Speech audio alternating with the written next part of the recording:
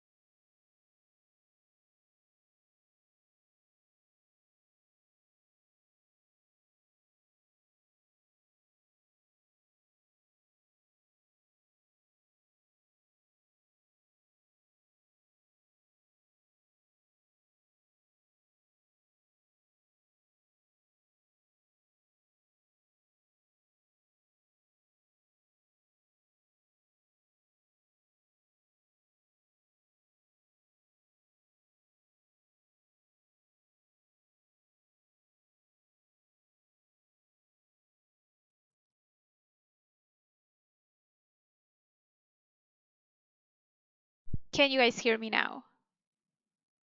I think maybe that might have fixed it. Technical problems. Haha, yes, awesome. Yeah, I don't know why for some reason I might have probably accidentally switched something off. So thank you everyone.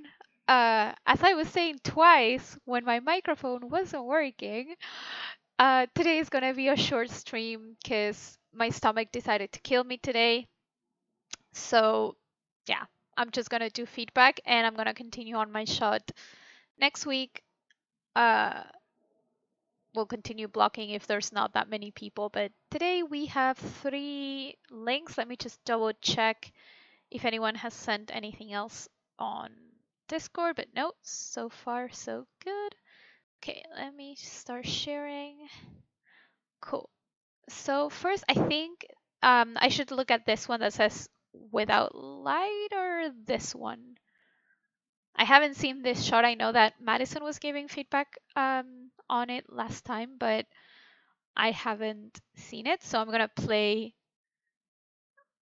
Uh, yeah, sure. Are you the person who wanted something to be reviewed that was commercial? Like commercial work? I'd be a bit careful about getting reviews online if it's commercial work, because even if you haven't signed an NDA, it could be very tricky and you could get into trouble. So, I mean, I can give you feedback, but if not, it's a little bit okay. Okay, cool. Yeah, if it's not you, cool, because I wasn't sure. Yeah, feel free to send a link, because I'm like, if the person who's wanted feedback on their commercial work is here, just double check so that you don't get into trouble. But yeah, feel free to send a link, ideally through here rather than Discord, just so that I'm aware and I can see it. But let me play this. And hang on, do I have this muted? No. Okay, cool. Honey, I'm home! Oh, I forgot. I'm not married. Nice. Let me just double check in this version. Honey, I'm home! Oh, I forgot. I'm not married. Cool. What stage are you in polishing? Because I see here that it says polish, so I'm guessing that this is a shot that you had been doing a while back. Just want to double check what notes you got. Okay, cool. Cool. Okay, great. I think because seeing here some of I'm guessing these are Madison's notes. I think the overlap at the end, this part, I think it can still be pushed a little bit more, but let's start from the beginning. Okay, I'm gonna check up till here.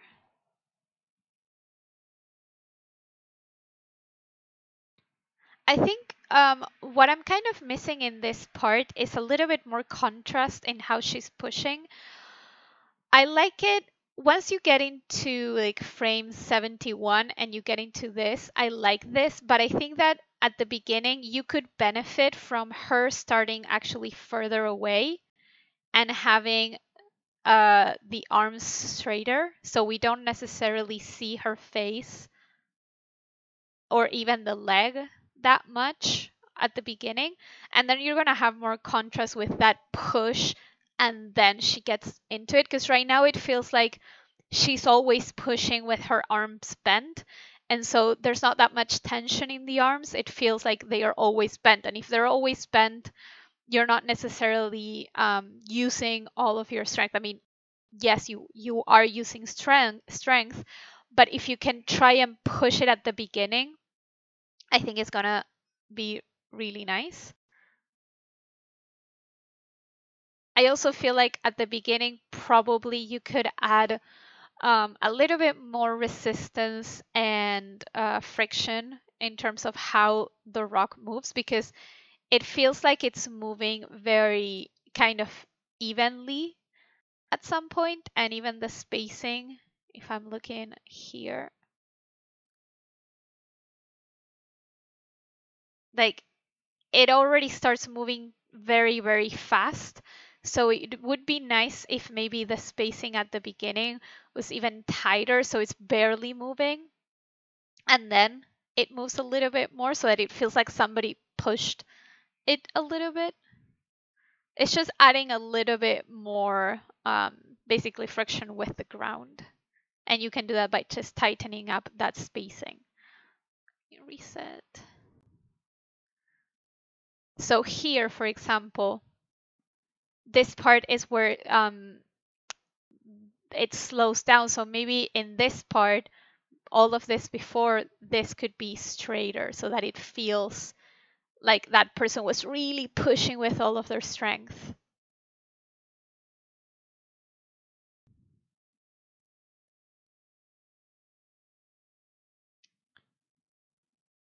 And basically, when they start pushing back again, like they are pushing with all of their strength and their arms are very straight. And then as they are settling, because it feels like here the rock isn't moving so much, this is when the arms can come down a little bit. And then when she starts pushing again, that's when they straighten again, because she's using all of her strength to push. So we might not see her face way until maybe around frame 54 or so, when she starts decreasing how much she's pushing, like the energy that she's using. Sorry.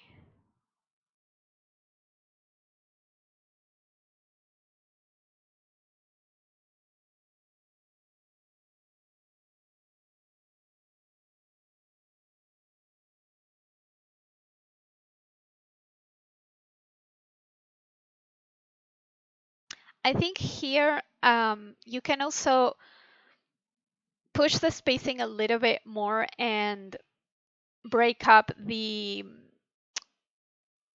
hi everyone who's just joined. Break up the motion of the torso and the head. It feels like the body is moving as a unit. It feels like basically when we say the body's moving as a unit, it just feels like everything, like let's say these are my body parts, everything moves together instead of maybe one part leading and the other one following.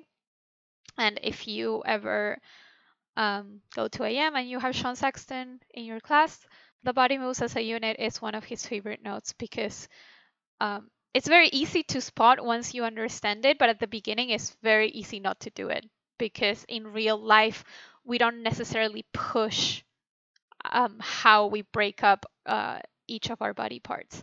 So here what you could do is, I like that, for example, you're kind of bringing the torso back. So maybe here, instead of leading with the hips, where the hips start moving, oh, thank you. Yeah, if you can post it, I'll double check links. I'll open it, this one. But yeah, if you guys can just put your links here on the chat, it would be easier for me. But yeah, I've already opened it. Thanks for flagging that. So here, maybe it's like, it's okay if like the first few frames, the hips start moving a little bit. That's a nice type of breakdown. But then here, from frame 71 to 75, it feels like the whole body moves as one. So what you can do is maybe get the torso to get there a little bit sooner.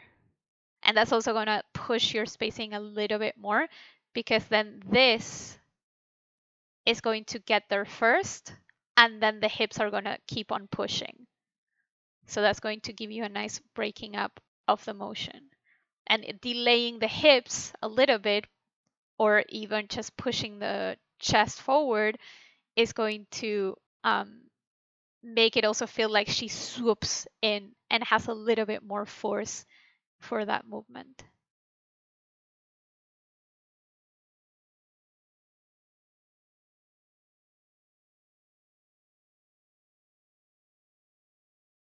I'm personally not the biggest fan of kind of more than 2 frame planting of the feet. So right now, if we look at this foot, and the reason why I'm not is because it feels like, even though it happens in real life, that's when our characters start losing weight. Because if we transfer one to one what's happening in real life, we get our characters to feel a little bit spliny and a little bit too soft. So usually at the most I do a 2-frame plant where it's like like an ease out and then it plants, or 1 frame. 1 frame works very nicely. If I had it, I would show it, but there's a scene in Frozen 2 where the camera is from above and Elsa is looking at all of that, like the ice sculptures of her past, and it's a very slow walk. And you would think that for a slow walk, she would plant her foot very softly with more than 3 frames, maybe, but she does it usually over 1 frame. I was like, interesting. So even in a slow walk, you can push that spacing quite a bit. So personally, I would try to push this the foot overall, and also the how it plants. So for example here, I'm gonna track this here. Cool.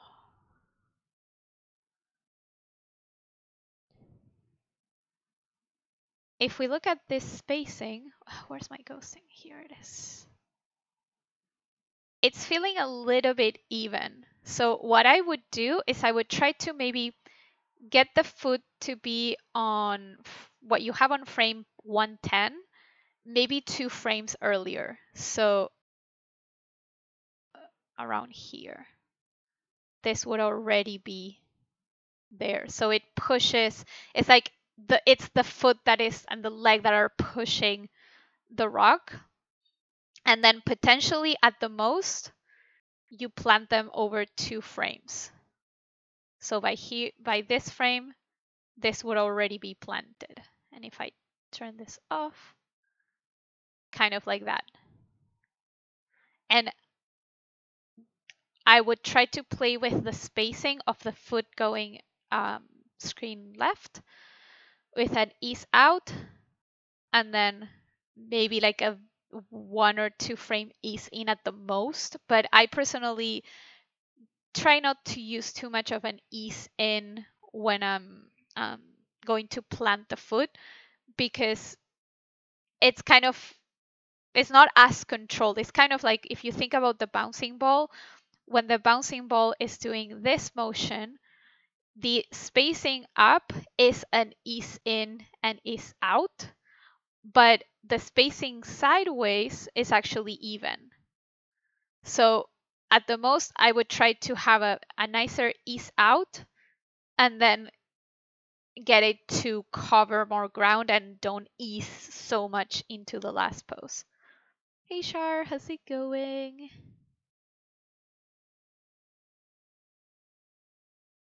And then for this part, oh, hang on. Also, this hand pose, I would try to get a bit of a more appealing hand shape. And when I talk about appealing hand shapes, I always refer to what they are called like the Disney hands. And when we say Disney hands, it's kind of like grouping the fingers so that it doesn't feel like the spacing between each finger is the same. So for example, what you can do right now, you have this type of pose. You can group the two middle fingers together and then separate those two. So you have 1, 2, 1, or you can group 3, 1, or 3, 1, 1, 3, or it can be 2, 2, whatever you want, but just group them in a way that doesn't feel very even. So this is up to you, however you prefer to do the pose. I kind of, even if it's someone that is pushing, so there is more tension, you can still kind of group them. It doesn't mean that they have to be together. You can group them so that they are closer together and the other two are wider spread apart. So you can try that pose, for example, or whichever you like. If you want to do 3, 1, whatever makes you happy. No, we do not want to become famous, so I'm going to block this. We're not doing this for fame. Oh no, now I can't get this out. Okay. There we go. Yeah. We do not need to gain weird followers that we don't ask for. Like this is a nicer hand pose. So just make sure that you do a nicer hand pose at the beginning.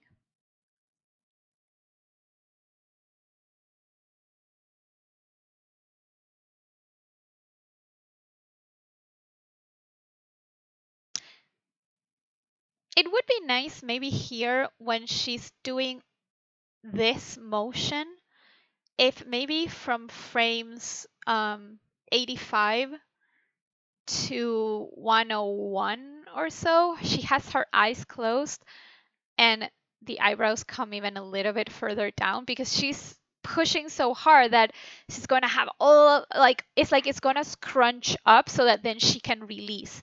And when this release happens, that's when you can let it go and kind of quote unquote stretch the pose because you're having this compression here. You can have it also on the face, and then when she releases, she also releases the face. And if a child hands you a human okay, if anyone is looking at any links on any other, please stop.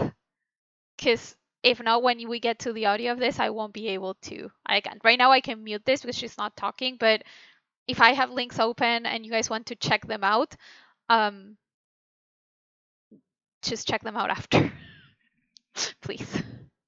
Especially today, like I said, I'm not feeling too well, so my mood is not exactly at the highest.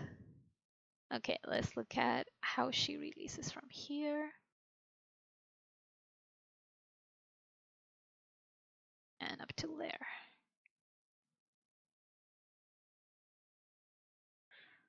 I think for this, we could add a little bit more nuance to the movement.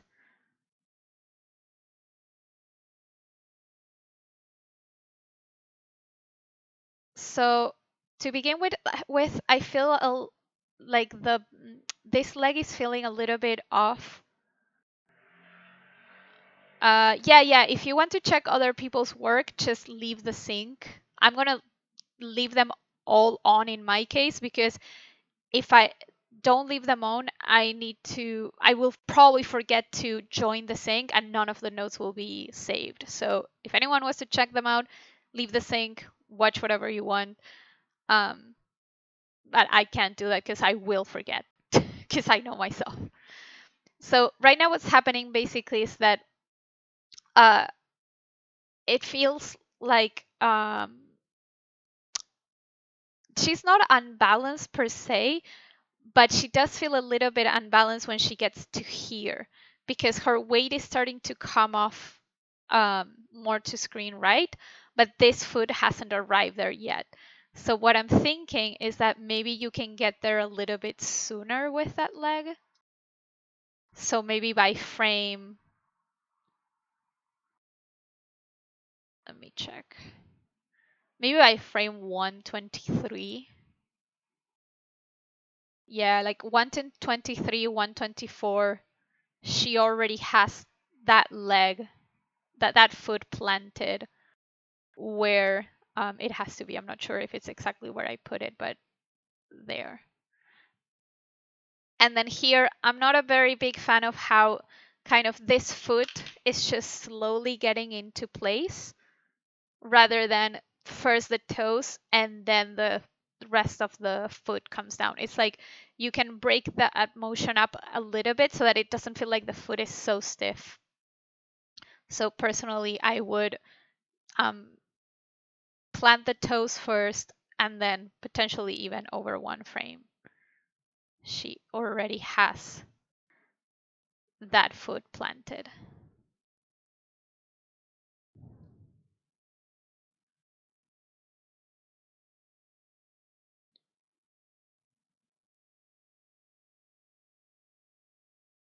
And I think I would like to see the reference for this. I'm not sure, is this your reference for this shot? Let me just check. Oh, but you don't have the reference for the beginning. The reason why I'm asking is because sometimes we can get like nice subtleties from the reference that I'm not seeing here. So for example, here, maybe as she comes up, the chest drags a little bit more. So it feels like she's being pulled from there.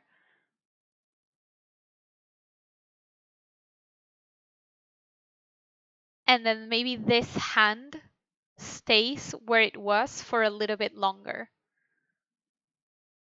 Just because right now it feels like both hands come out at the same time and they move the same amount. If you see this, they are both moving exactly at the same rhythm, exactly the same amount. So what you can do is just offset one of them or leave one of them longer touching the rock.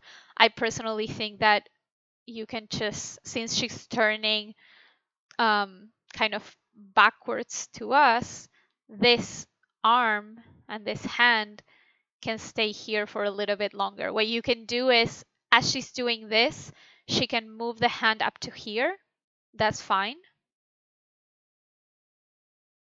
And then keep it there, maybe even up to here.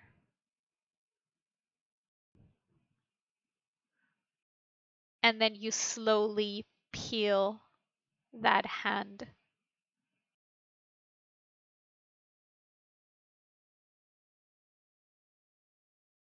Just again, it's so that both hands don't move exactly at the same time, the same amount. What I would like to see is that maybe the other hand also moves a little bit faster, so that by frame, let me see, maybe by frame 130, it's already further down.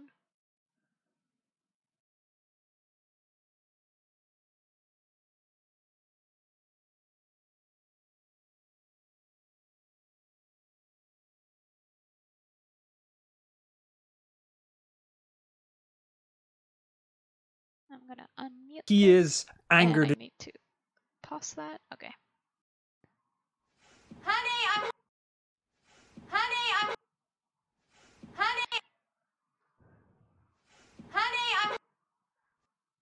Need to see it from a little bit.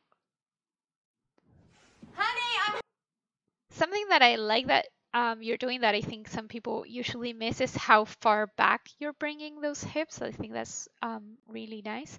It does feel a little bit like here you could potentially push them ever so slightly more, like a few pixels more, the hips, just to get a level, like a very tiny arc, but very, very tiny. And then you get back to here. The only thing that's feeling a little bit off for me is, okay.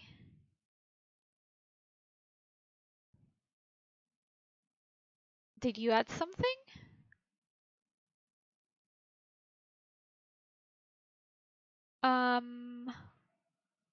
Okay, I'm not let me refresh again.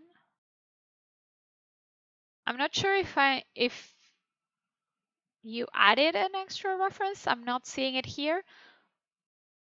Oh.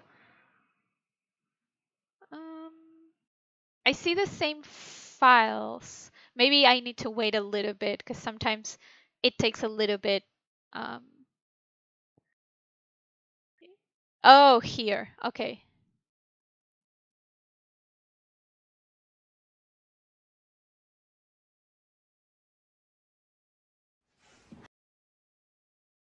Yeah.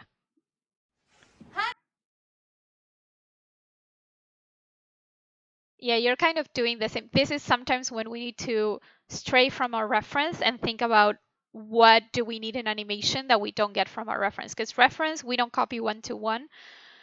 We push from our reference and we try to apply the concepts that we've learned in our careers to this, because usually, yeah, like here, everything moves exactly the same. So we want to avoid it.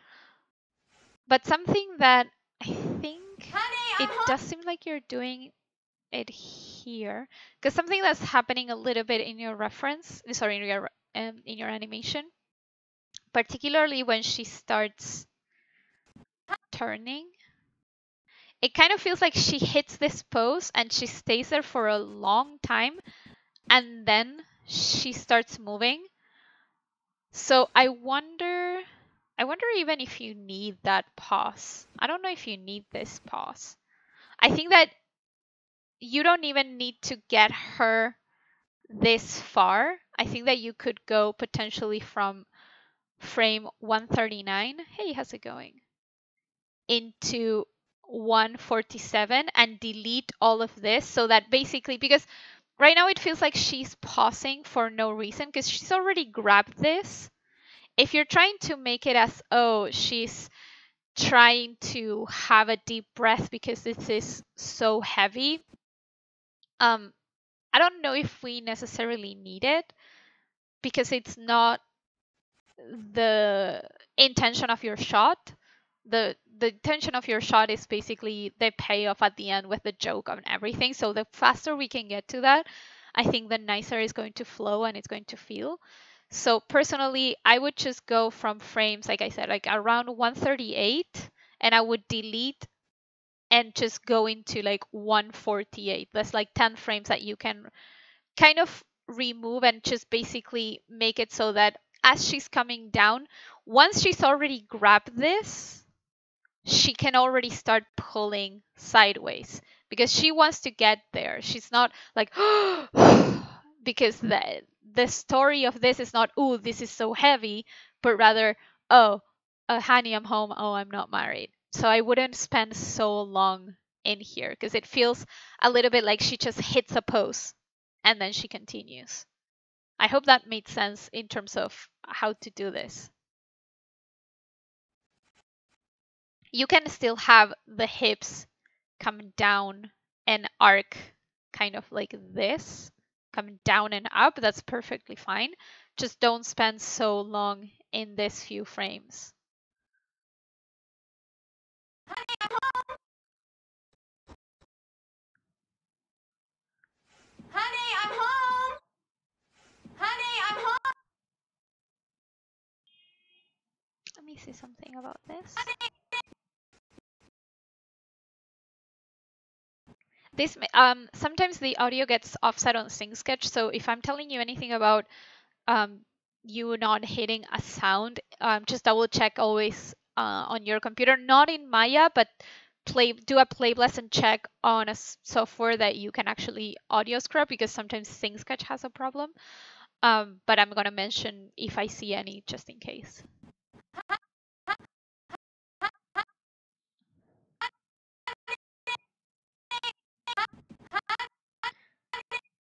Like here, I already hear kind of the E sound, so I would already get into that. And I already feel the more here, so I would open the mouth more here. Because right now, it kind of feels very soft how you're doing the honey. It feels like you're saying hi rather than honey. It needs to be sharper how you get into that E. I won't continue with the demo today because I'm not feeling too well. So I'm going to continue it with it next week.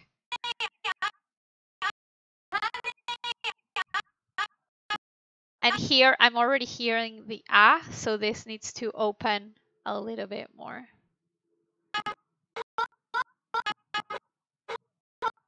Here I already hear the so this needs to be open. And for the home, because it's such a loud sound and such a big vowel that she's saying, I would push this way more. Like a lot more open. I know that sometimes rigs have a limitation in terms of how much you can open the mouth, but if you can, that'd be ideal. And all around here, this would still be way more open.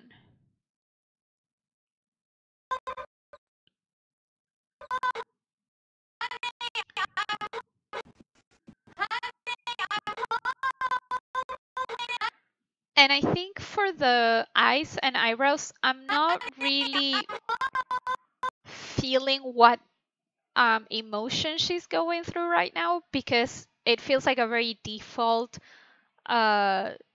shape in the sense of everything feels very even. the eyebrows are kind of just horizontal. There's no like, is she still maybe like here when she says honey, maybe she's struggling to get this up, so it's still like kind of like the scrunch pose. And here is like, is she saying the honey I'm home like in a happy way? Is she like happy because she's going to see her husband? Maybe like it's a happier one with the eyebrows and the eyes a little bit happier, and even the O would be a little bit happier. Or is she still struggling a little bit? Like, you need to think about what expression you want to put her in and just work a little bit more on the upper part of the face. Honey, I'm home.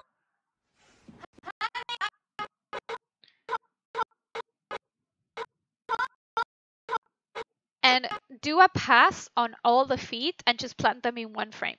Because right now what's happening is the spacing here is easing in, and even here it's still moving. I would personally would have already here planted that foot, and then on the next one, you can leave the toes up if you want, and then just plant them on the next one.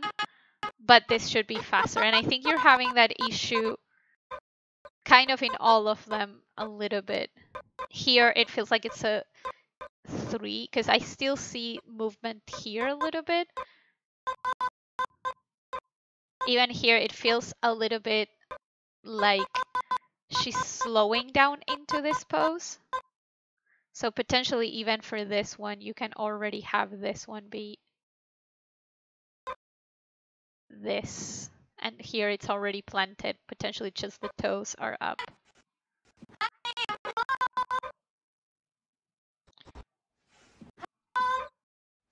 Honey, I'm home. Honey, I'm home. Or is she here? Maybe is she inquisitive or she doesn't know if her husband is home? Maybe her eyebrows are more like that type of shape. Where it's like, what? Like if this were, sorry. If this were like kind of like that. That could be another without making it look so angry like I just did. That could be another option. Depends on what expression and emotion you want to go for.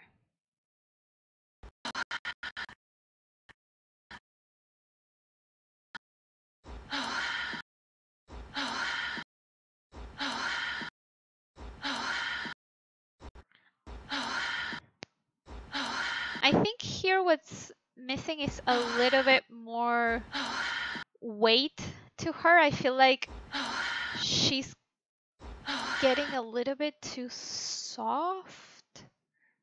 I wonder if it's just maybe removing a few frames or if it's spacing.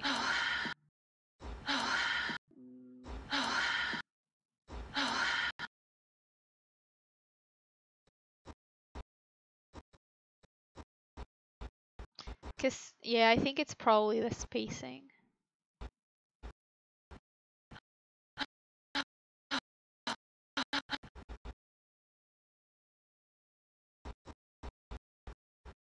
I think that you can let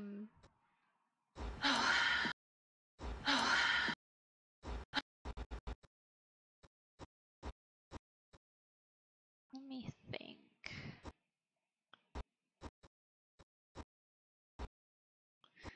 Maybe it's just holding ever so slightly longer at the top. Let me remove this drawing because it's distracting. Maybe this is just holding a little bit longer at the top and even here, so that then this can feel bigger, and maybe here she goes even lower and here she goes even lower. maybe it's just, yeah, bringing her a little bit lower as well, so that then you can push that spacing a little bit more. Because what I'm looking for is basically for the spacing to feel a little bit snappier. And there's ways, the two easiest ways is either removing frames or like making the range of motion a little bit bigger. So if you just bring her a little bit lower, I think that's gonna feel nicer. And as she's coming up, right now it just feels like she eases into that up. I think what would be nice is to have a kind of another overshoot and then a settle, so that the hips come down, up, and back down a little bit more. Right now it's feeling like they just ease into this motion. So I would keep on bringing them up here. And then maybe by this frame, they start coming down a little bit. So if I turn this off, they are coming up and then down a little bit. I'm exaggerating the movement, but this is kind of roughly where I would put it. Just to have a little bit more bounce to her as well. Because it feels like she doesn't really bounce. She just hits the down and then slowly gets back up. And that's kind of also what's happening with your chest. The chest, and that's why I said you maybe need a little bit more overlap. And I think Madison kind of drew it here. But I think you can push it a little bit. So here,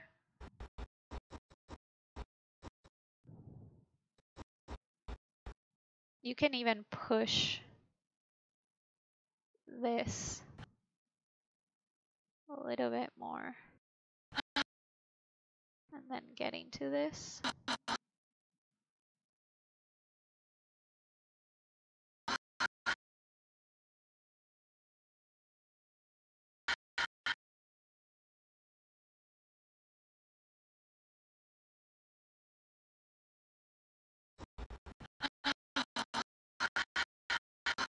Here it's coming too far down, sorry.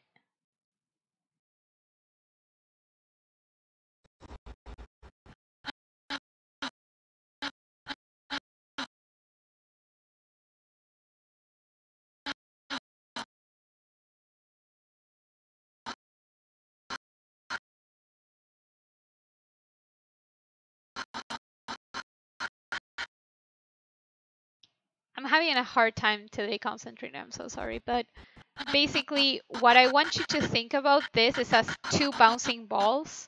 So if we think about this as just two bouncing balls, when the hips would hit sooner, and then the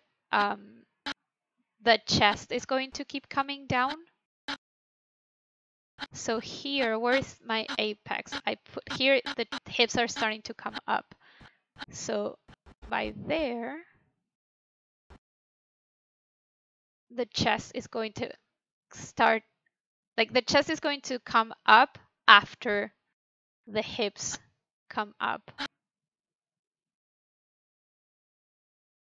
So as the hips are coming down, this is going to keep coming down. And when the hips start coming up, the chest is still coming down a little bit. Whoops.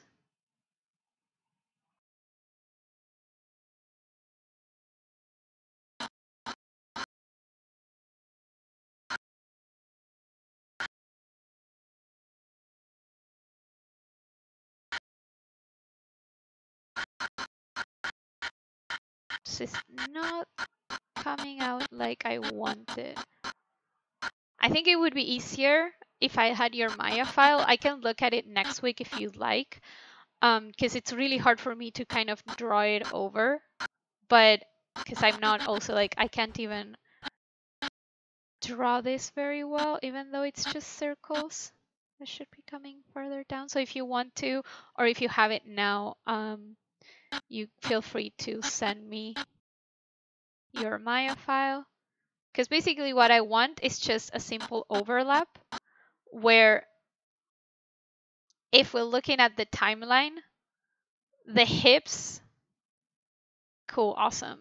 The hips are going to hit and then like they're gonna go down and then up and down. And then if this is again, if this, I don't know, frame 1, 2, whatever, this is like our actual time, then the chest is going to do the same.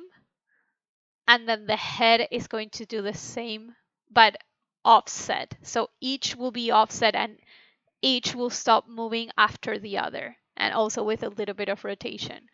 I don't know if that makes sense in terms of what I'm trying to say. It's hard for me to draw it right now. I wish I had a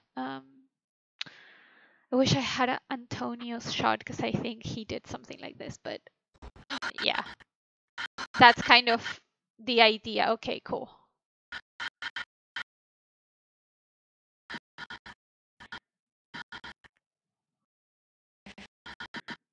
And okay, there. And then for this kind of the same idea as we were talking before, I would maybe keep this hand touching this for a little bit longer, and that would make you also add a little bit of rotation in Y of the chest to the other side, because this hand is coming up first. Because right now it feels like they both come up very, very quickly, and she's feeling a little bit off balance here because most of like her balance points right now is just the feet, and most of her body is on the other side of that balance line. But if you add the hand still touching, it's going to create another point here, and now the balance point shifts to around that area, and that's why we can push the weight more to screen right.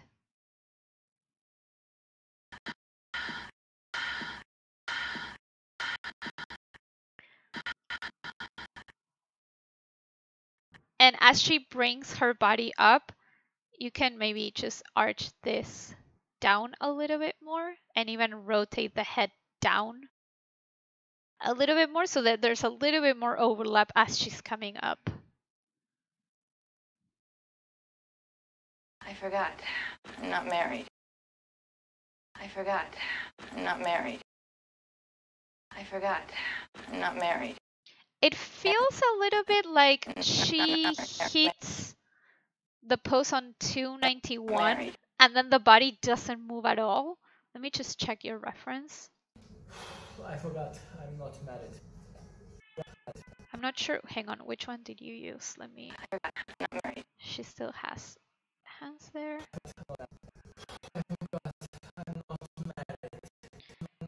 Even let's say you use this one as your reference. See how your body is still moving? There's still movement in your body. Even if you're just talking, there's a little bit of chest movement. There's a little bit of hip movement. It's just basically keeping the body alive. I think that right now it feels like you're hitting the pose on frame yeah, like around 291, and then she just doesn't move, and the only thing that moves is the face. So what I would recommend is to go back to your reference, and like if you want to zoom it in, if you want to see the details, but just see what's happening with the body. Because even when we speak, if it's just even taking a breath or releasing the breath, that's going to move our upper chest, and that's going to ever so slightly affect our hips. So I would just try to go back to your reference in this area and see what micro movements the body is making. I forgot. I'm not married. I forgot. I'm not married. I forgot. I forgot. Not married. I forgot.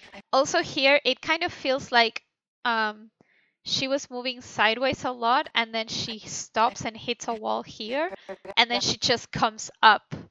So I would maybe around frame 255 just have her a little bit more screen right, so that from 255 to 265 when she's coming up, there's still a little bit more movement. And it would be nice if basically the hips come up and then slightly back screen right. So there's like a little bit of an arc and coming back. Also, when you're doing very slow motions, you can, like at the end, when you're adding all of that, you can also think about how usually the body moves in a figure eight. So it could be like you have very slight figure eights of the body ever so slightly rocking sideways and very little up and down. And that's going to give you a very natural kind of quote unquote moving hold. I forgot. I'm not married. I forgot. I'm not married. I forgot. I'm not married. I forgot. I'm not married. I forgot. I'm not married. Here, let me just see. Again, I don't know if this is exactly the reference you used, but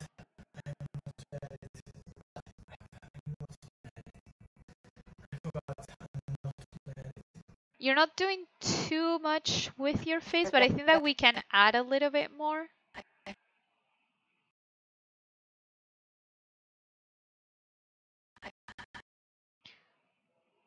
forgot. I'm not married. Because let's say she's a little bit more like, I'm not married, like, ugh. Like, is she sad about it? Is she like frustrated?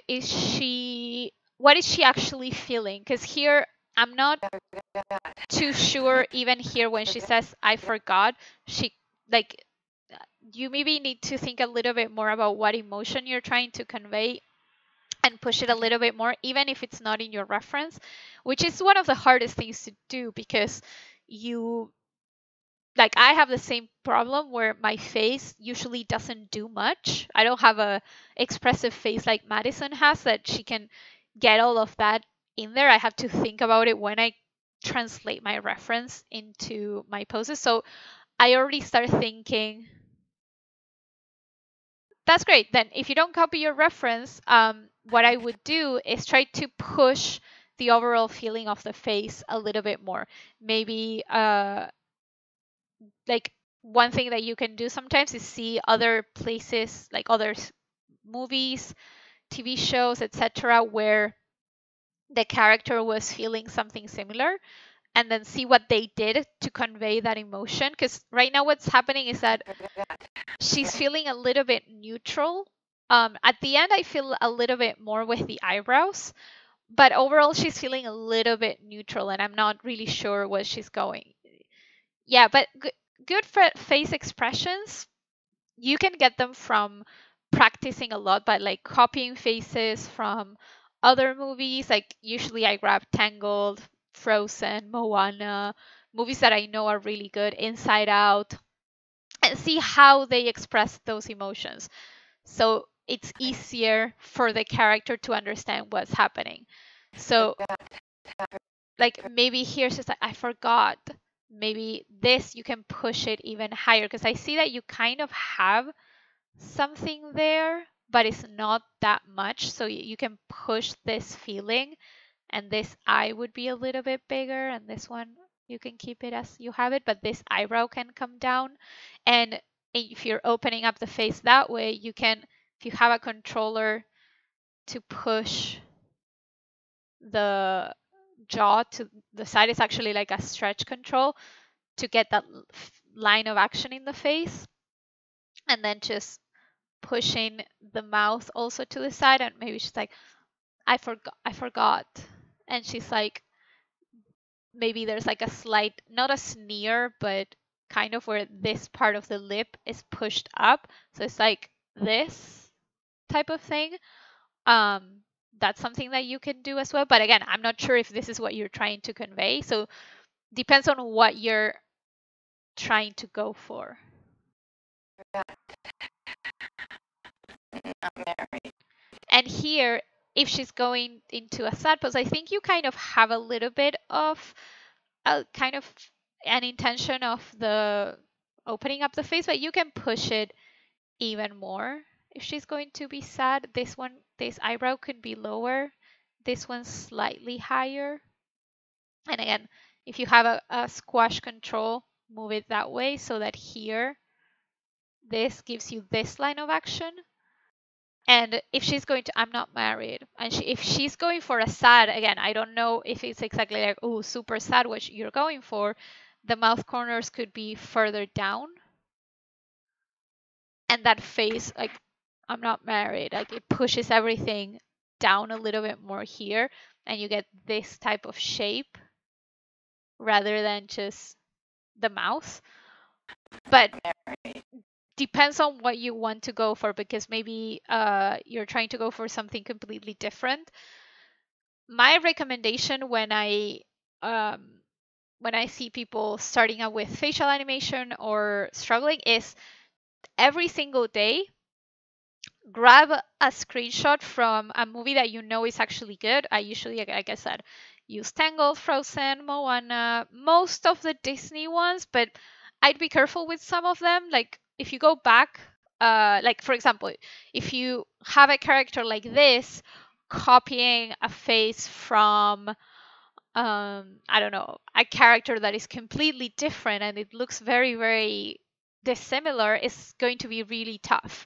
So I try to look for characters that have a similar facial structure so that I don't stray too far, because it's not the same posing the face for Anna in Frozen than Hotel T. They are going to give you completely different feelings. And for this type of shot, you wouldn't go for something too Hotel T.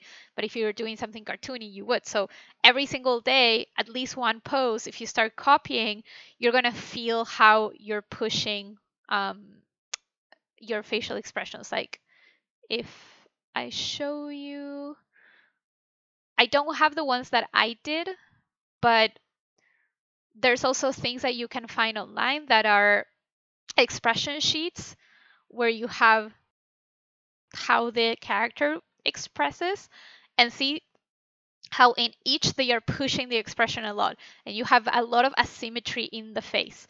Like look at how much this mouth shape is differing if I draw a line in the middle. So if you do a pose every day, trust me, it's going to change how you do your facial posing, because it's going to propel your animation way more. I'm married. I forgot. I'm not married. And here where she says, I'm not married, maybe she could have like one shoulder could come up like, I'm not married. Something like that could be nice. Just because, again, it feels like everything completely stopped. So it would be nice to have at least some micro movements. I forgot. I'm not married. I forgot. I'm not married. I forgot. I'm not married. Yeah, so that's all I have for you today.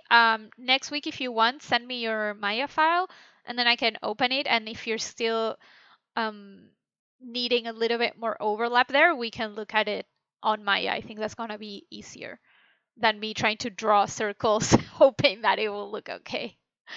Do you have any questions?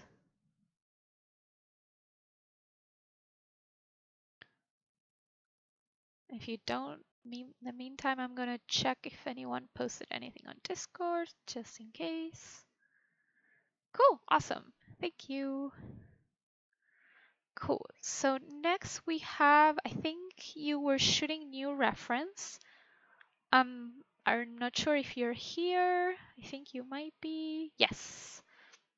So I'm guessing this is the new reference, but I also see that you have the story, so that's really cool. I'm gonna read it out. I'm not gonna read out loud because it's long, so if anyone wants to read it, feel free to read it.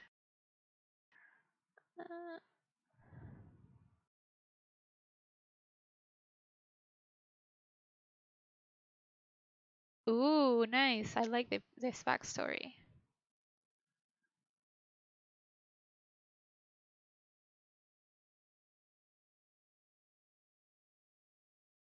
Whoa.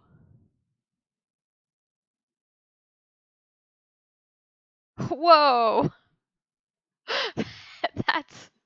That's interesting. Okay, so you said the fourth from the top. Okay, let's look at this. Ding dong, I know you can hear me. Open up the door. I only wanna play a little. Ding dong, you can't keep me waiting. It's already too late for you to try and run away. I see you through the window. Nice. I think like already I like the first pose that you put in there. I think it works really nicely. So let me see Ding this. dong, I know you can hear me. Open up the door. I only wanna play a little. Ding dong, you can't keep me waiting. It's already too late for you to try and run away. I see you through the window.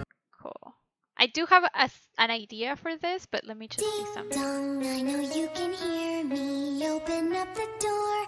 I only wanna play a little. Ding dong, you can't keep me waiting. It's already too late for you to try and run away. I see you through the window. Nice. Loving your facial expressions.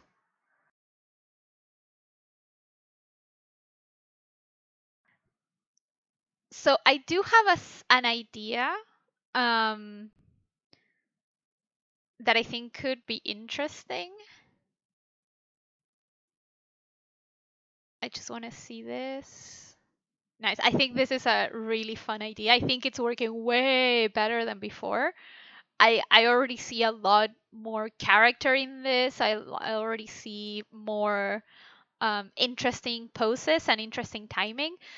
I think what would be interesting is because it says she breaks the hands and legs. If it's doable, I'm not sure how, maybe with like a texture change and then copying geometry, maybe something that you could do is at one point she like takes her arm out and maybe that's what she flings around. Because if we're gonna go creepy, you can go really creepy and add that backstory in. But let me just watch this again. Ding dong, I know you can hear me. Open up the door. I only wanna play a little. Like, so for example, Dong, I know you can hear me. also I really like this pose that you have here. It's really cool. I'm not sure what she's holding. Does it say here and I maybe have missed it? I'm not sure what she's holding. Oh, okay. Yeah, the idea I think it is working really nicely.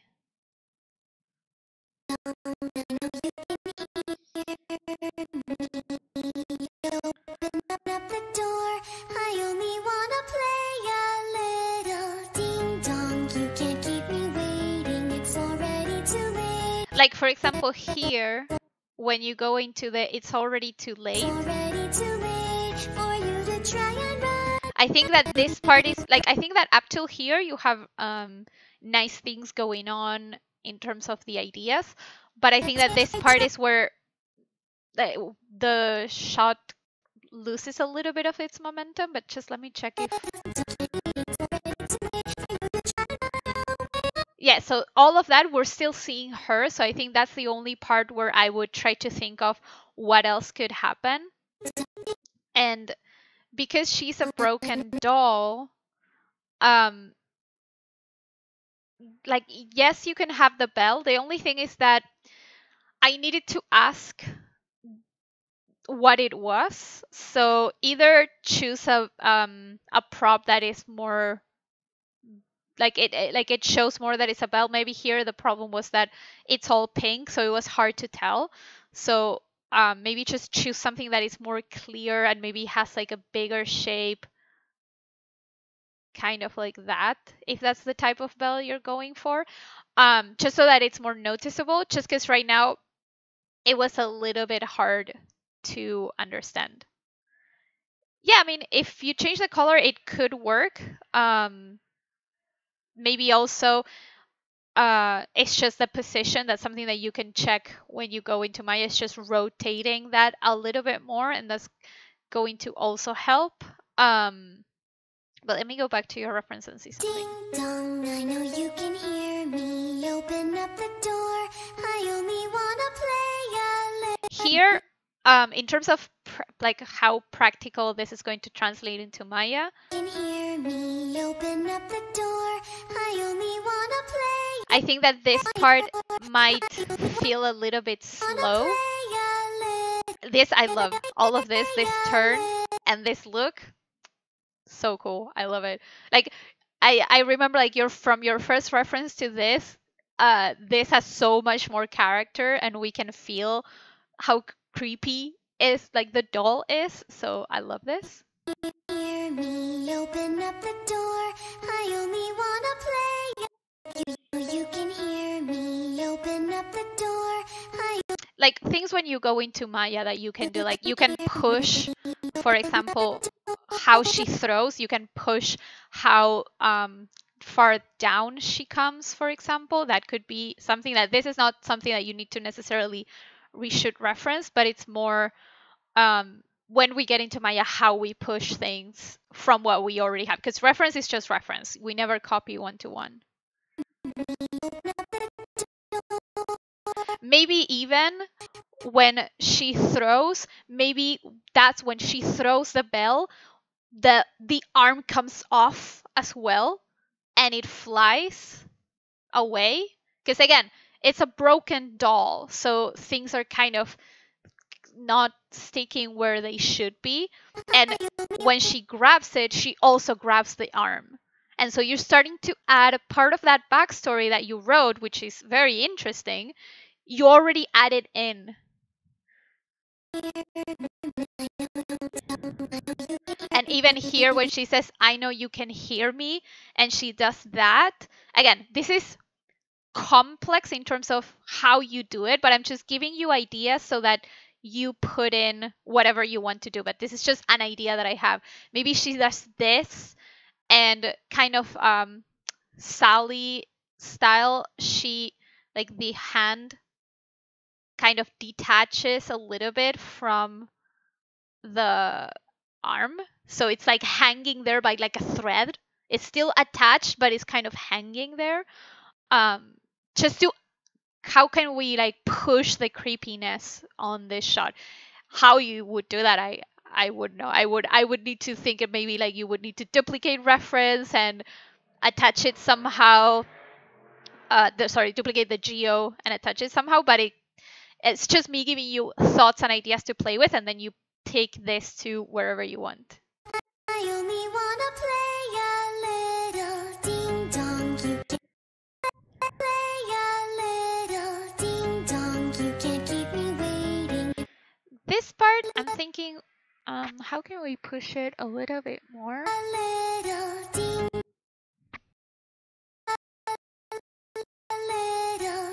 Maybe here, when she grabs it, maybe she grabs the arm with the bell, and then when she does this ding dong, she's actually, instead of doing it with the bell, she's waving the arm.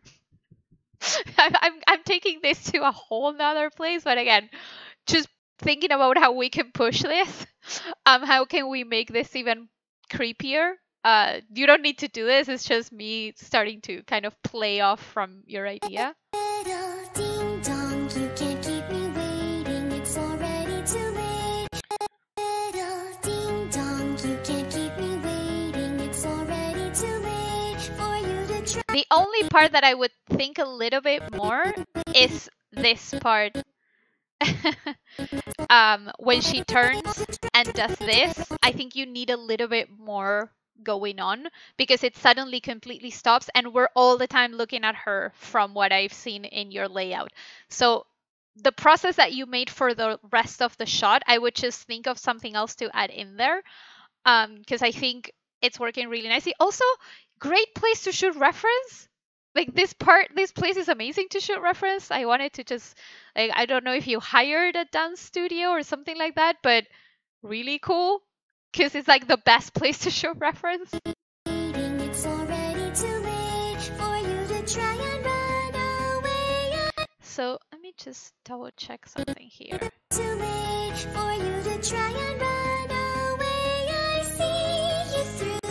Maybe here, It's already too late when for you to try. she's like, for you to try, when it's already too late for you to run away, maybe what could be interesting is instead of her just moving to the window with the camera, what could happen It's already too late. when she says it's already too late, maybe she goes into the floor and crawls, and suddenly like she would crawl up to here and we lose sight of her, and then the camera moves around like she's looking and shifts to the window, and that's when we see her again. Just an idea, just because right now this part that it also happens in your second reference, she just stops. So maybe she kind of collapses and kind of crawls very creepily towards the house, and we lose sight of her, and then we see the camera kind of as if it was the person, like the camera is the head of the person and it's just looking around, where is it, and then it shifts to the side, and that's when you have the ending that you have here. All of this, I think that would be cool, because you kind of have the idea here with like the hands and everything. So yeah, it's just an idea of what you could do. It's just basically, you don't need to do what I said. It's just me giving you ideas, but it's just figuring out what to do here, where you're just turning around and not doing anything, so that it doesn't feel like suddenly all of that energy slumped down. I think it needs to keep building up until you get into this ending, which is gonna be really cool. But yeah, I'm really loving the progress on this. I think it's way more interesting. It's way more dynamic. It has a lot of little details that you can add. You can take this as far as you want, but I think you already have a way stronger base for sure. Do you have any questions? Also, I love seeing like the progress like this is so much fun, because it started like, yeah, this is a cool shot, and then it's like, ooh, this is a really cool shot. Like, this is gonna be super cool. So cool, awesome. Yeah, no problem. My pleasure. So for this, I think this was Pratham. I think you have two ideas. Your two audios, two ideas for each, as well as reference, right? Okay. So let me play this. Okay. I'm guessing it's all of the files, right? Yeah. Okay, so let me just read this first. Okay.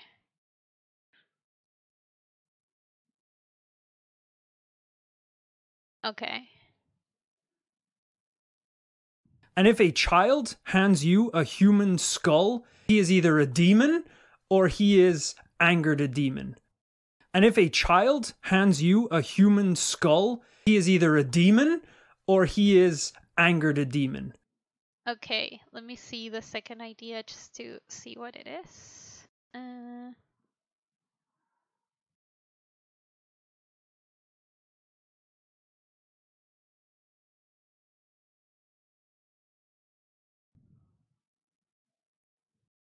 And if a child hands you a human skull, he is either a demon or he is angered a demon. And if I think the second one is a little bit hard to understand. I'm trying to think how we can push this. Also, is this a different one? Yeah, okay. Okay, let me just play this again. And if a child hands you a human skull, he is either a demon or he is angered a demon. So the reason why this feels a little bit off for me is because of the setting and the setup. I don't know if it's going to be easy to understand that we are in an apocalyptic world and they have an office PowerPoint presentation and all the children are turning into demons. I feel like, especially because it's like a leader of a group of survivors, so it feels like from the idea that you have, we are in like a dystopian world where life is not what it used to be. And if life isn't what it used to be, it feels a little bit weird that we are doing this in an office PowerPoint presentation. So I'm thinking, how can we push this idea a little bit more? And also, when you think about the story and all of this, to help you should reference, if at first I would say go and watch the stream that we did on acting with Ari and Catherine, because they push this and they not just think about the subtext, but they also think about other things when they're shooting reference, which is good to have in your planning. But also, it's like a little bit, okay, who is this guy? How did he survive? Did he have to kill a child because it was like they were turning into a demon? Was it his own child? Is he a father? Is he just a person who managed to survive? How did he survive? Does he like kids? Did he like kids before they started turning into demons, or does he not like them? Did he have a kid and they turn into demons? Is his kid, maybe his kids survived, and like all of that? How old is he? Who is he actually talking to? It's like, okay, it's a group of survivors. Are they kids there? Is it just grown-ups? Because maybe it feels more like yeah, exactly. Create that backstory of everything, that also what's happening right before this shot and right after. Because if you think about this, like inserting this into a movie, you always need to think about what came before and what came after so that everything is connected. In this case, you don't have those shots before and after, but you can think about them. Okay, what happened before that? Did they just, let's say, he was escaping a kid that has a human skull, and so he just managed to get back into their safe space, so he's like a little bit agitated. I'm not saying that you have to do that. I'm just saying options in terms of, okay, thinking about what came before. Or maybe instead of being but you can't use other people. Let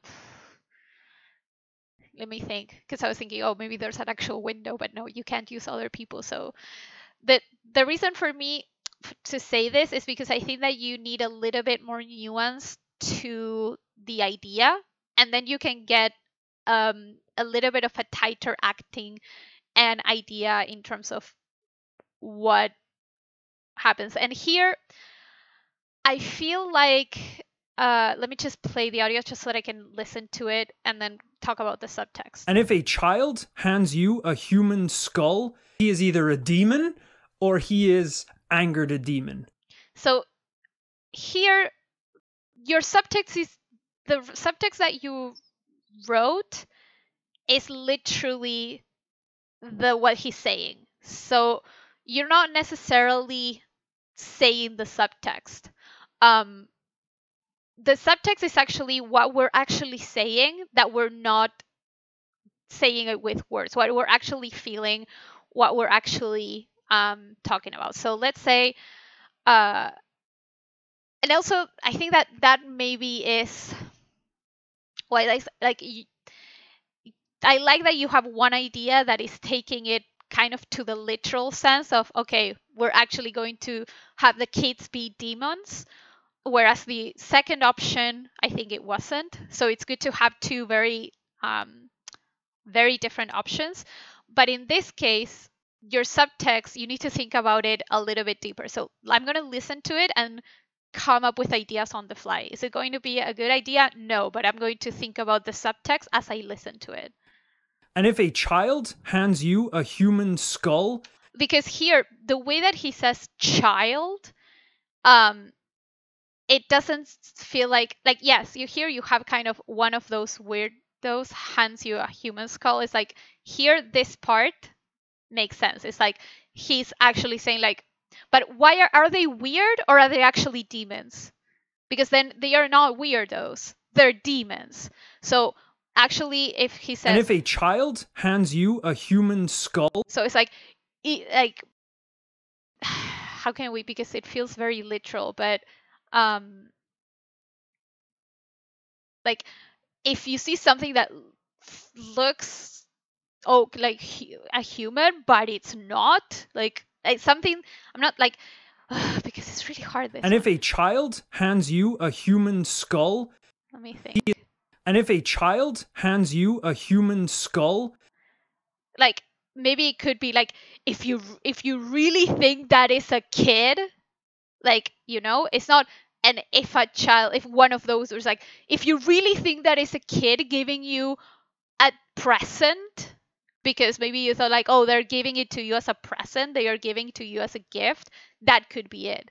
So it's like when he says child, it's like what you think is a kid. That's not a kid. Like it could be like if a child hands you a human skull, could actually be that is not a kid, that is giving you a nice thing. You get it? Because then your subtext is more about don't be stupid.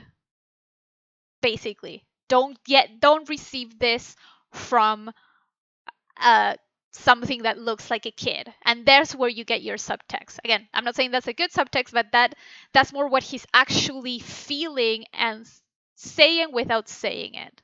He is either a demon or he is angered a demon. And here, that's why this particular idea, it feels like you are going very literal with your idea and the subtext. It's not a bad thing, but I think that maybe you can push it a little bit more. Yeah, for sure, no problem. Maybe you can come up with a different idea where it's not necessarily exactly what the audio is saying, because the whole idea of class 4 is for you to push yourself and to learn how to start analyzing acting and start putting it into your shots. If you do something that is a bit too close to what the audio is actually saying, it's going to be really hard for you to apply all of that knowledge. So let me just look at the second one.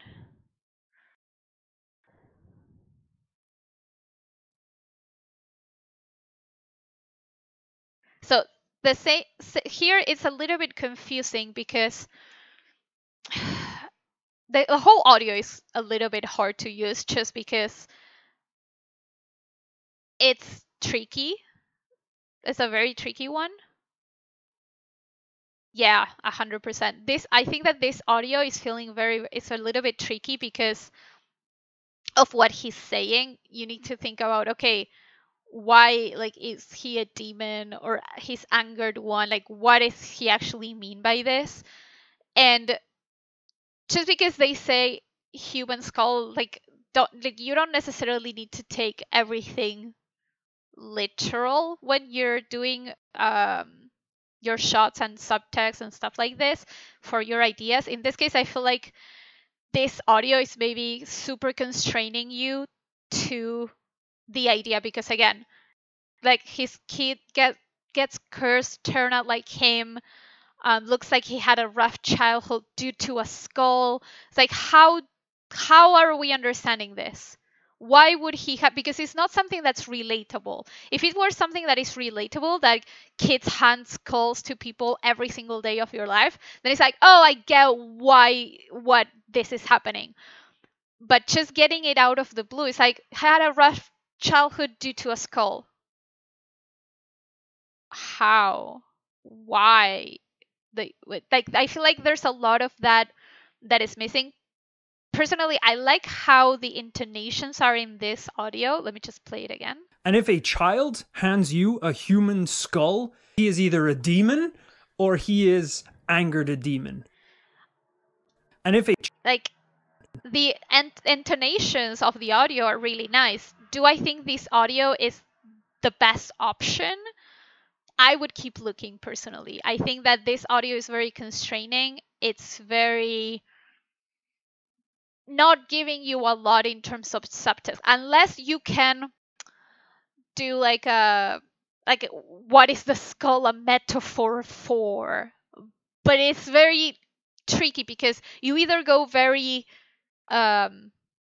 straightforward and it's like, oh, they are actually talking about a human skull and a child is actually giving you a human skull, and then you're not really using subtext. You're literally talking about the thing that's happening, so you're not really pushing yourself. If you have time to look for another audio, I would remove this one. I don't think you're gonna get a lot from this one, and you're gonna just run into roadblocks on what you can get, unless you can think of something a little bit more.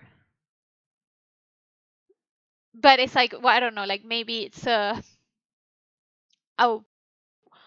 warlock that is talking about, I don't know. No, it's very, like, usually when you're doing a shot like this, if you try to think of it something that's a little bit more relatable, it's going to be way easier. So let's look at the other one.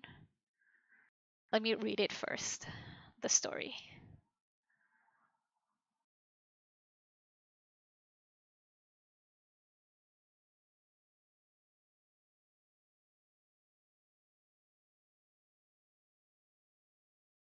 Okay, let me play it. You know how they say, oh, dogs aren't just for Christmas. It's a lifetime of looking after it. Gators are just for Christmas. You know how they say... I think, again, you're going too literal with this. Let me play it again. You know how they say, oh, dogs aren't just for Christmas. It's a lifetime of looking after it. Gators are just for Christmas. You know how... I personally don't think, like, I'm not gonna talk about the ideas. I'm just gonna talk about the audios, because I think that this is far more useful than talking about the ideas themselves. Why would I not use this audio? Again, you don't, there's not that much room for subtext and creating your own idea. Because why is a sheriff talking about dogs aren't for Christmas, gators are for, like, it doesn't feel like it's coming out of somewhere. And I'm sorry if it feels like I'm trashing your audios, but this is class 4. I've been through it.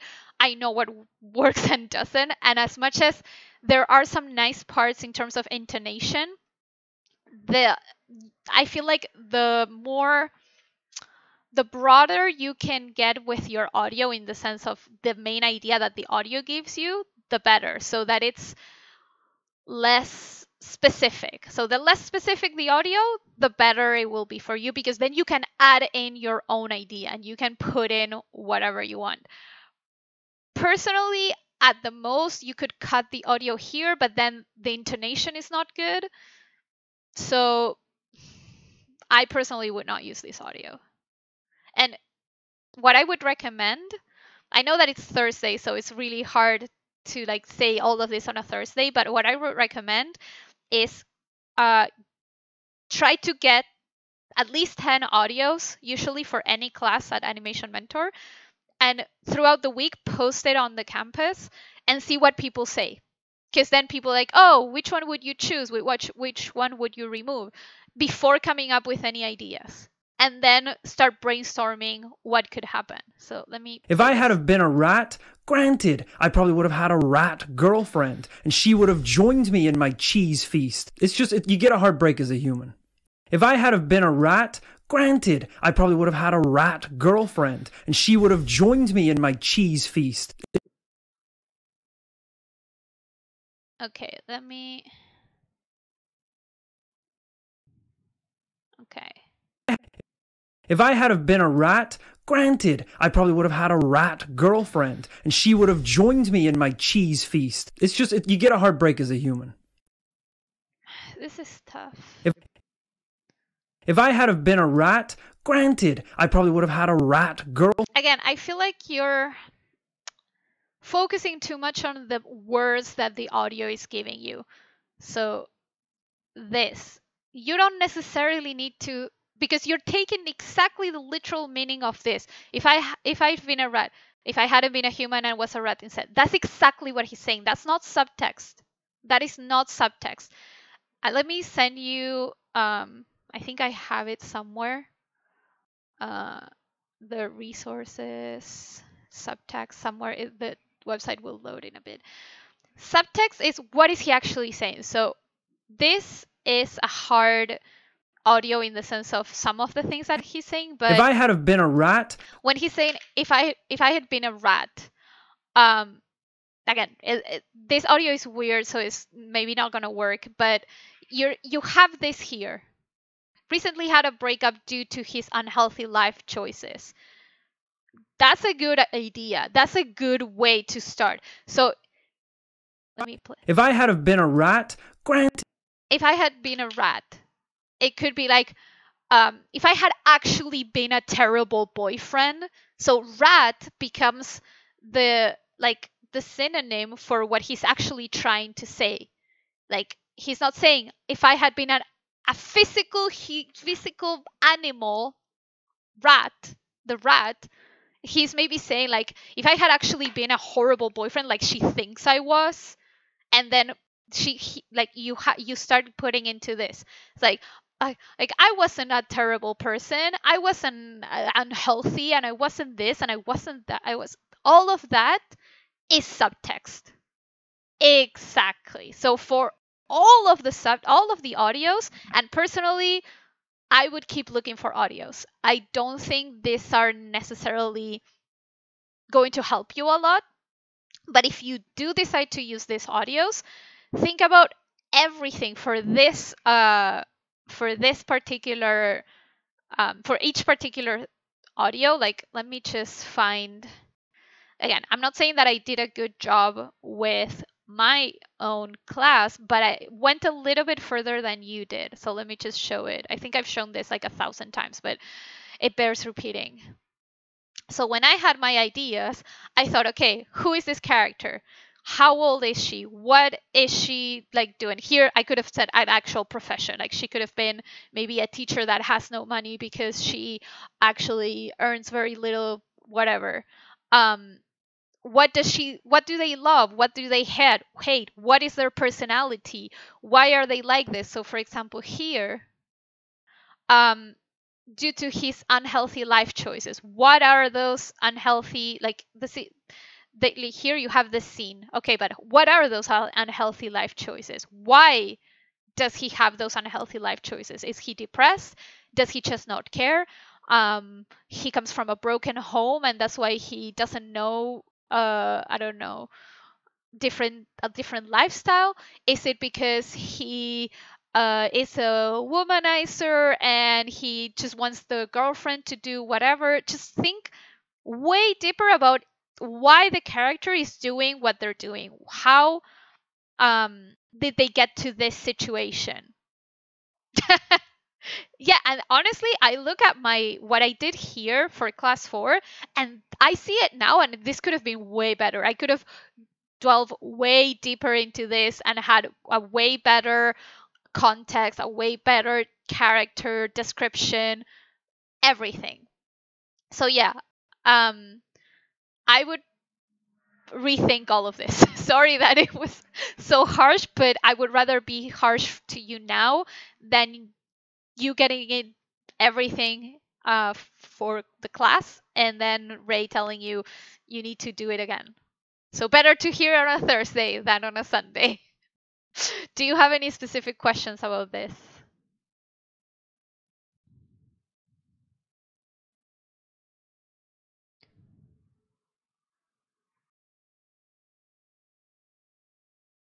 Yeah, exactly. Because honestly, like, at the end of the day, that's what makes animation is creating life. It's creating something out of nowhere. It's not just moving things around. Anyone can move things around. The best animators are the ones who are the best storytellers. Okay, so next we have someone. I'm not sure who this is. If whoever this is wants to say, hi, it's me, that'd be great, because I'm not sure who it is. Is this... Okay, cool. Awesome. Is this a vanilla walk? Hey, how's it going? Just to double check, like if you were doing a vanilla walk or you were aiming for something different.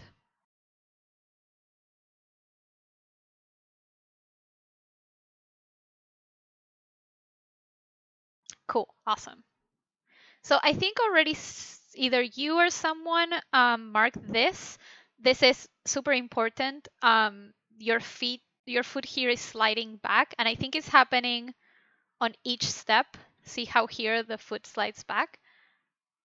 I think I always like to just double check because it's just easier to just track it and just double check.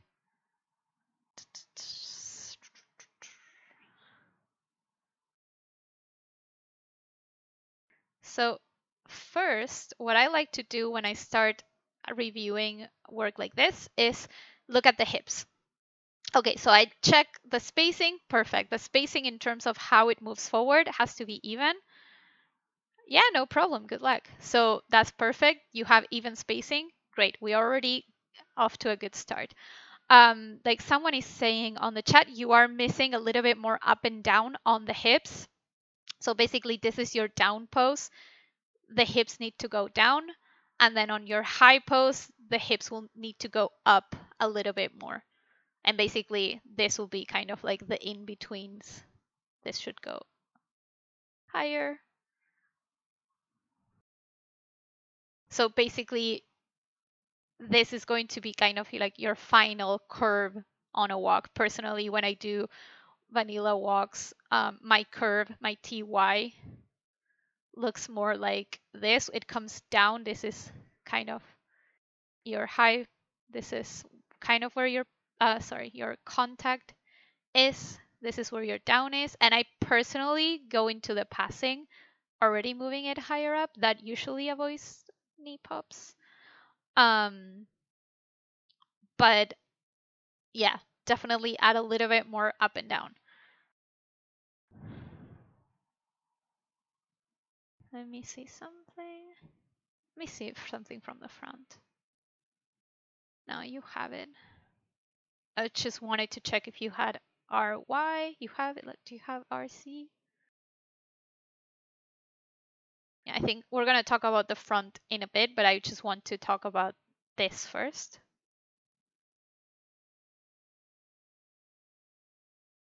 So definitely check that the feet don't slide. So here, that foot needs to be here, like somebody already marked in your shot.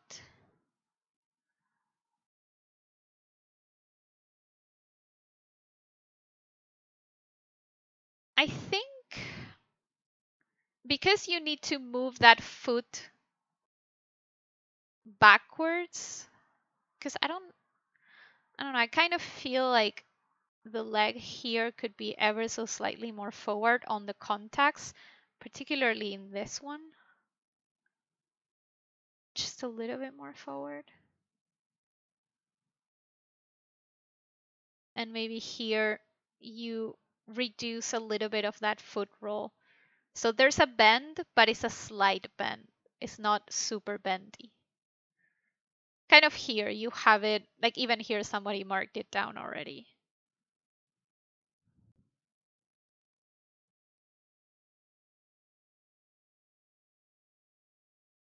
And for the overall pose, I would, for the whole shot, I would rotate the chest a little bit more forward.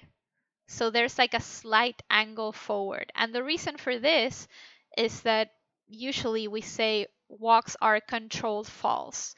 The reason for this is that you shift your weight forward and you're kind of catching yourself as you go. So your weight always needs to be forward. And the way that you can show that a little bit easier is instead of being so upright with the chest, you move it a little bit forward for the whole shot. Then in polishing and all of that, you can add a tiny bit of overlap to that rotation in X. For now, you can just keep it forward a little bit.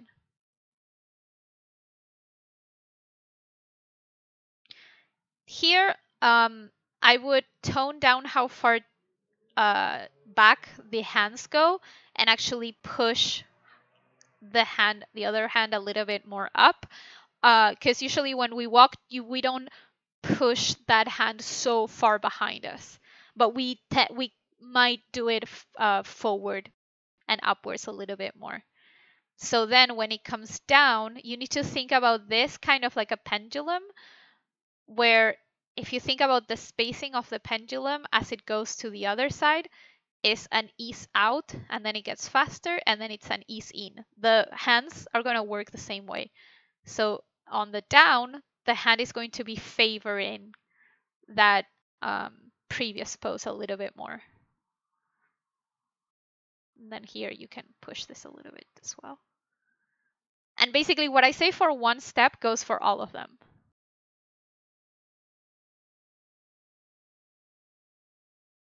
You can also add a little bit of overlap to the head. So basically, when the body comes down, the head will ever so slightly rotate in X up. And then as the body comes up, the head is going to rotate down. So it's doing a little bit of this motion. Like even here, it's going to start rotating down a little, like a lot.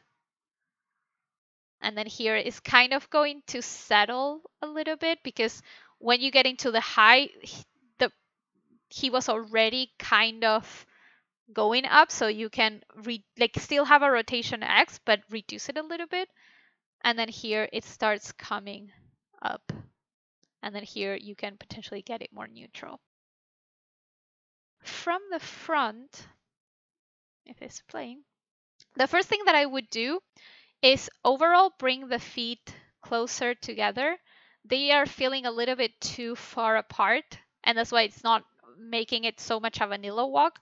So bring them in for the whole shot a little bit closer together. That's going to help with the overall feeling, because if not, right now it feels like they are going out all the time.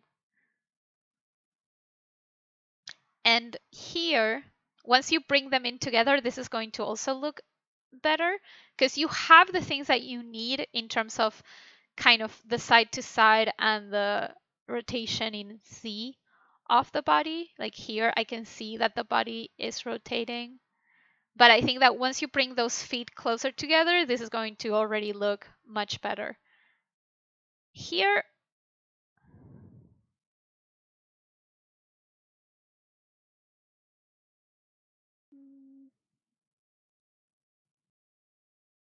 I think you can either way push the hips on the passing ever so slightly more to the sides. And again, what I say for one step goes for all of them. Just so that it doesn't feel like here they don't move that much side to side. It's just a little bit. And then on the contact, actually, which is also happening here, on the contact, you're still favoring the previous pose, because you still haven't really transferred your weight to the other side because that foot isn't planted.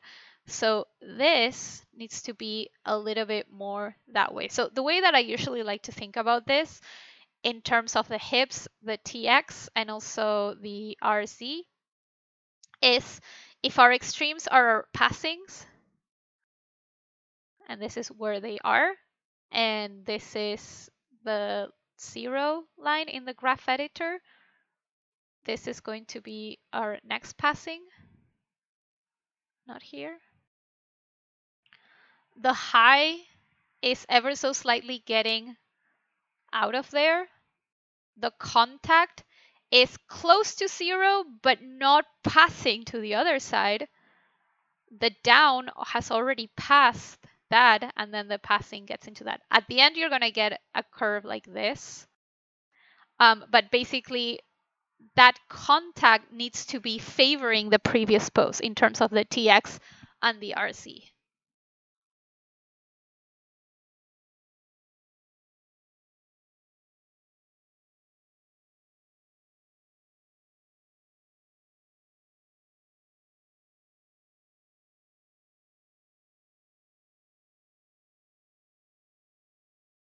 I wonder, because I see the RC in the hips, but I'm not necessarily feeling it.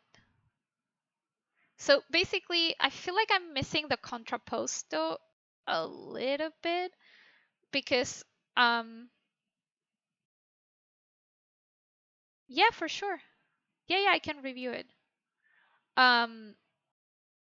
The RC basically here, it's okay how it's coming down this way, but in this case here, it has to come up.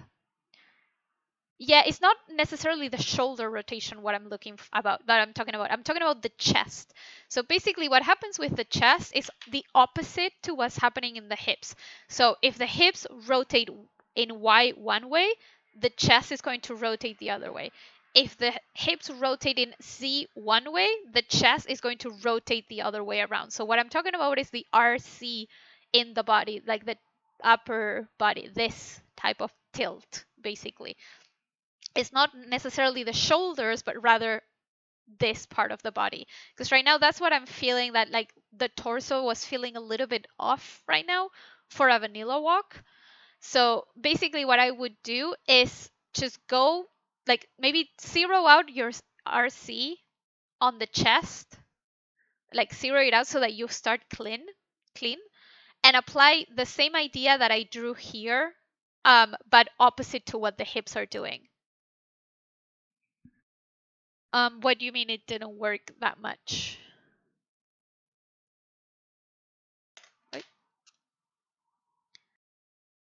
Because here, basically what needs to happen is a different type of curve on the body, where this is kind of curving like this. And even here. And then on the other side, it's the opposite way. And it's just with the, are you using, what type of chest are you using? Because I'm not familiar with this rig. I know that there's usually FK and IK hips and chest in rigs. If you're using IK chest, I would not use IK chest for a vanilla walk. I personally don't recommend for anyone studying to use IK chest until you understand how it works. If you're using IK chest, that could be why it wasn't working. Because IK, you need to rotate and translate, which makes it way harder. So what I would do is, if you haven't, use FK. But I'm not talking about the shoulder rotations. I'm talking about the chest. I'm not talking about shoulders. I'm talking about the chest. So if you have this type of controllers, usually there's 3. Yeah, I know that a lot of people like IK chest, but for someone who's first starting out, I do not recommend it because you need to understand anatomy. And if you don't, like what happened to me, IK chest is really hard at the beginning because you need to rotate and translate, and usually students forget to translate. I don't recommend it when you're starting out, especially if you're you're doing your first body mechanic shots. I would try, if you want to try the same shot first with FK chest, and then when you understand what the chest needs to be doing, then you do IK chest, and you can redo the exact same shot with IK and FK and then see what you like best. Because I know people who animate everything in IK. The hands, the hips, the chest, whatever. Oh my god, stop telling them that. Like, you're being a troll now. Do not animate the walk with FK feet. Just do not do that.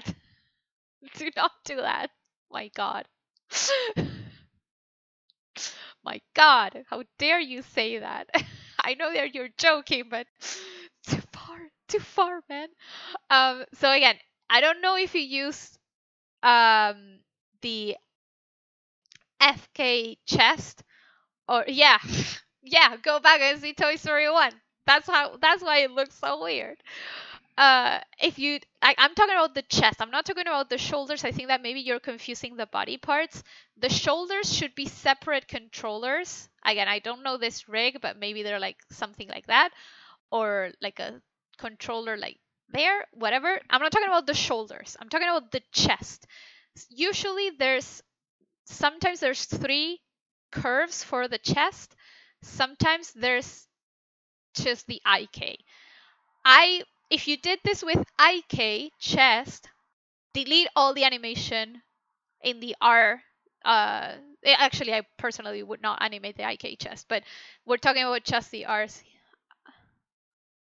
Yeah, for sure. I can review it next week. For sure. That's more than if you want to send it to me now, I do have a little bit of time so I can open it. Just make sure that you import the character because I don't have the character. So yeah, if you want to send me your file now, send it to me on Discord or if WeTransfer or a Google Drive, whatever you prefer. And as you're sending that, I'm gonna go over someone else's shot. Also, I forgot to send the. It's okay. I explained what subtext was. While you send me that shot, I'm gonna look at this, and I think this is the person that has just left. What was that? It wasn't a fox, was it? I don't know. Is it a fox? Shine something. Boo! Bah! Oh God, I bet it's a fox. Oh, God. No, I'm not being funny. Foxes have been after me for years. It's like they have a pact or something. I'm not kidding. What was that? I love the timing on this. Just let me see if they had said anything about what to look at. I don't think so, but just let me check. Yeah, it's really funny. See, this is also how to like do a shot where the audio has nothing to do with the idea itself. They are just basically having a conversation while they're doing something, and it has nothing to do with a fox or anything like that. What was that? It wasn't a fox, was it? I don't know. Is it a fox? Shine something. Boo! Bah! Oh God, I bet it's a fox. Oh. Like they are talking about a fox, but it's not there. It's not happening. The goal of this shot has nothing to do with a fox. It has to do with they are burying something.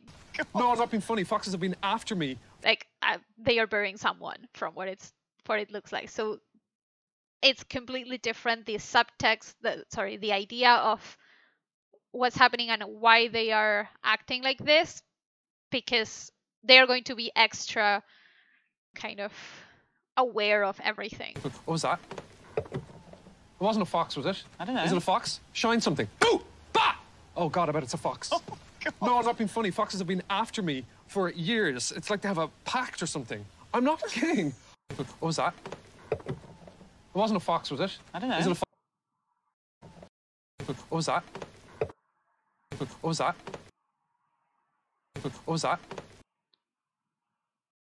This is a personal preference. I try not to have body parts moving on their own because you can run into the problem. Again, this is personal preference. Everyone animates differently, but personally, I don't have just body parts moving on their own like this. When it's a big movement, if it's like a I don't know, let's say the character is staying in one place and they're just playing and doing this, I might do that separately because it's just the hand that has to do this and the whole body is not moving.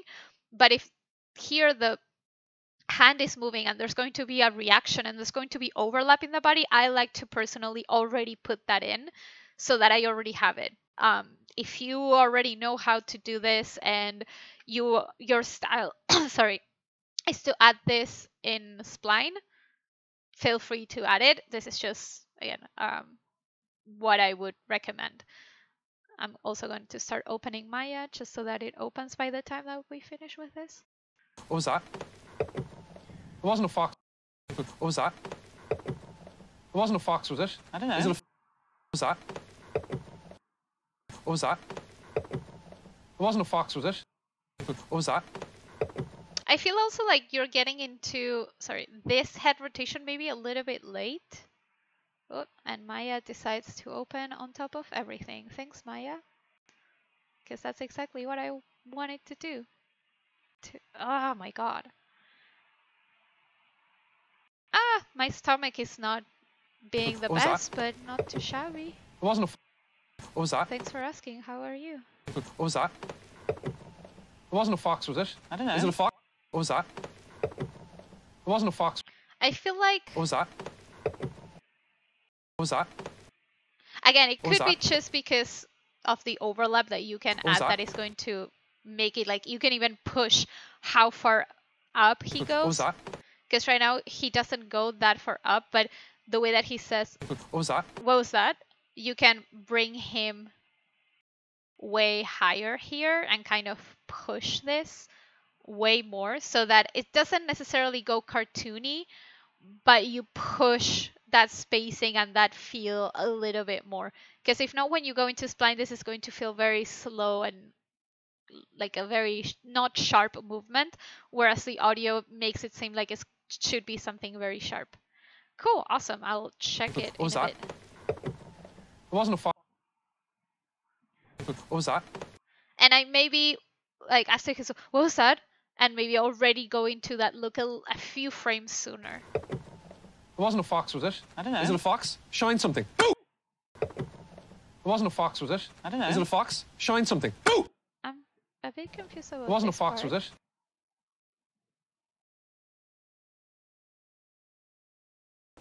Yeah, oof, 10-minute lunch. It wasn't a That's fox, was not it? that fun. It wasn't a fox, was it? I don't know. Is it a fox? Shine something. It wasn't a fox, was it? I don't know. Is it a fox? Shine something. I'm a bit confused about this expression, like what he's looking at. I haven't seen your reference, so it would be useful to show your reference in an image plane just to understand what's happening. But I'm a bit confused about why he's getting into this expression. I'm not understanding like what the It wasn't a subject fox, of was that it? is. I don't know. Is it a fox? Shine something. I don't know. Is it a fox? Shine something. So I'm not sure about this part. It's a fun expression and it looks really nice, but it's a bit unclear for me what you're going with it. Maybe if you want next time, or if you want to come tomorrow to Madison's review, just put the reference in, and then it might be easier to understand what you were going for. Maybe you pushed it a little bit too much and it's not very clear, because it's not like he suddenly looked A and fox, was saw I don't know. Is it a fox? Shine something. like I suddenly saw the fox. It's like a little bit confusing, but because you're not here, it's also hard to know. So feel free to come tomorrow to Madison's if you want, or come next week if you want as well. I love the timing of this. Oh God, I bet it's a fox. No, I'm not being funny. I don't know. Is it a fox? Shine something. Oh God, I bet it's a fox. No, I'm not being funny. Foxes have been after me. Oh God, I bet it's a fox. No, I'm not being funny. Fox. Something. Oh God, I bet it's a fox. No, I'm not being funny. Foxes have been after me for years. It's like they have a pact or something. Fox, shine something. Oh God, I bet it's a fox. Maybe here, I don't know if it was your intention. It could be that maybe like a fly flew close to him or something, just so that we understand why he suddenly does this. Because, or not a fly, but something happens, or maybe, I don't know, there's a tree with branches here, and suddenly a gust of wind, and it moves, and that's why he gets startled, just because he gets startled out of nowhere, so it's a little bit hard to understand that part. Oh God, I bet it's a fox. Oh God, I bet it's a fox. No, I'm not being funny. Foxes have been Oh God, I bet it's a fox. No, I'm not find something. Oh God, I bet it's a Let me play it What again. was that? It wasn't a fox, was it? I don't know. Is it a fox? Shine something. Oh God, I bet it's a fox. Something. Oh God. Also, again, I'm talking just about your acting choices because, like the animation itself, in terms of what you have, I think the blocking is going well, but I'm just a little bit confused about some of the choices themselves. Bah! Oh God, I bet it's a fox. Like here, like why does he go into this? Like why is he suddenly worried, and goes into this? Whereas like if he thinks it's a fox, like he already here kind of started looking. Maybe when he says, Oh God, I bet it's a "Oh fox. God, I bet it's a fox," maybe it could be like a way more panic look, like, "Oh, I bet it's a fox." Like why? Because what's this? Basically, what's the subtext in this part? What's the subtext of "I bet it's a fox"? It's like, oh, I'm really terrified of this. I'm terrified of foxes. Oh, I don't want it to get near. Like right now, this is not telling me much. Again, I'm not sure if this is for a class, and maybe your mentor already talked with you about this, and you have a clear plan about the shot and what you are aiming for. So if I'm going against something that your mentor said, do not worry about it. But this is just my opinion in terms of I'm missing a little bit of nuance to the acting, and why is he going into this? Fox. No, I'm not being funny. Foxes have been after me for years.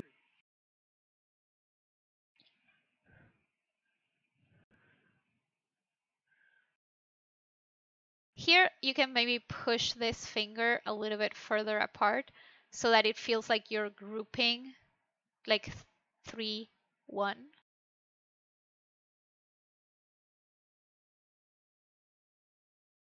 And then here, it kind of feels like the fingers are very flat and all very closer together. So if we are grabbing something, our fingers can ever so slightly, kind of like what you have here, they are kind of coming together a little bit more.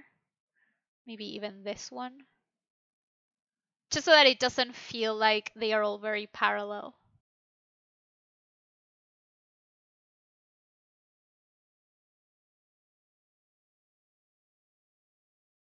Me for years. It's like they have a pact or something. I'm not. Maybe here, because I like the negative space that you have here, maybe you can push this one a little bit further out so that this one is out also, and you have negative space between the head and the hand, but it's not the same negative space as this one. Years. It's like they have a pact or something. I'm not kidding. What was that? For years. It's like they have a pact or something. I'm not kidding. For years. It's like they have a pact or something. I'm not kidding. What was that? For years. It's like they have a pact or something. For years. It's like they have a pact or something. Maybe here it would be nice to have a little bit of a head shake, so it's like a pact, something like that. Like he can't believe it, because again, what is like? Is he just surprised, or is like he's like, what? I know it seems crazy. Like maybe it's like, oh. So maybe it would be nice to add a little bit of a head shake. It's like they have a pact or something. I'm not kidding. Yeah, but I think that's everything I have for you today. I would, if you want, come tomorrow with, again, the reference, just so that you have a little bit more info there. But if not, feel free to also come on next Thursday. So let me open this file.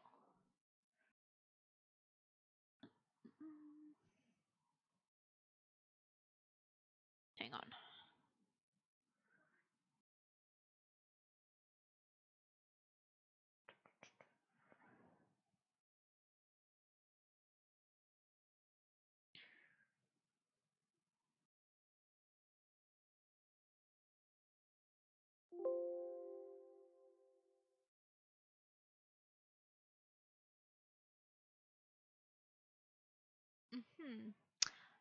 So I don't know what I got. Like, okay, let me just, shouldn't have opened that.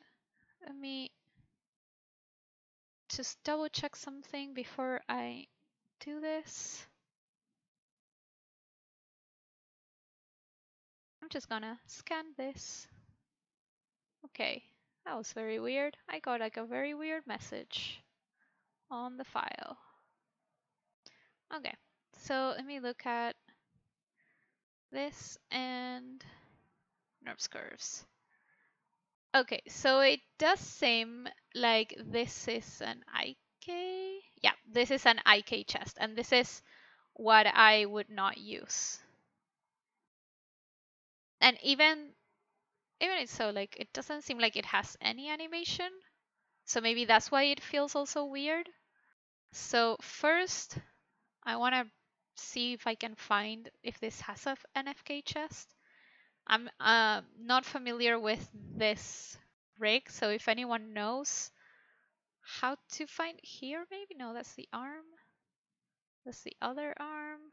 Oh, here is. Okay, so you have it here. You do have the FK chest, except this is a very weird control position. So the problem that we were having was with the RC. I'm just going to zero it all out, just so that we start from scratch. And this is our RC that we have here. So this is your contact. So your contact is going to be still favoring the previous. Your passing is actually going to be the highest point, and the highest very slightly going to be on the other side. And the contact is going to favor the previous pose. And you can just have the same value here.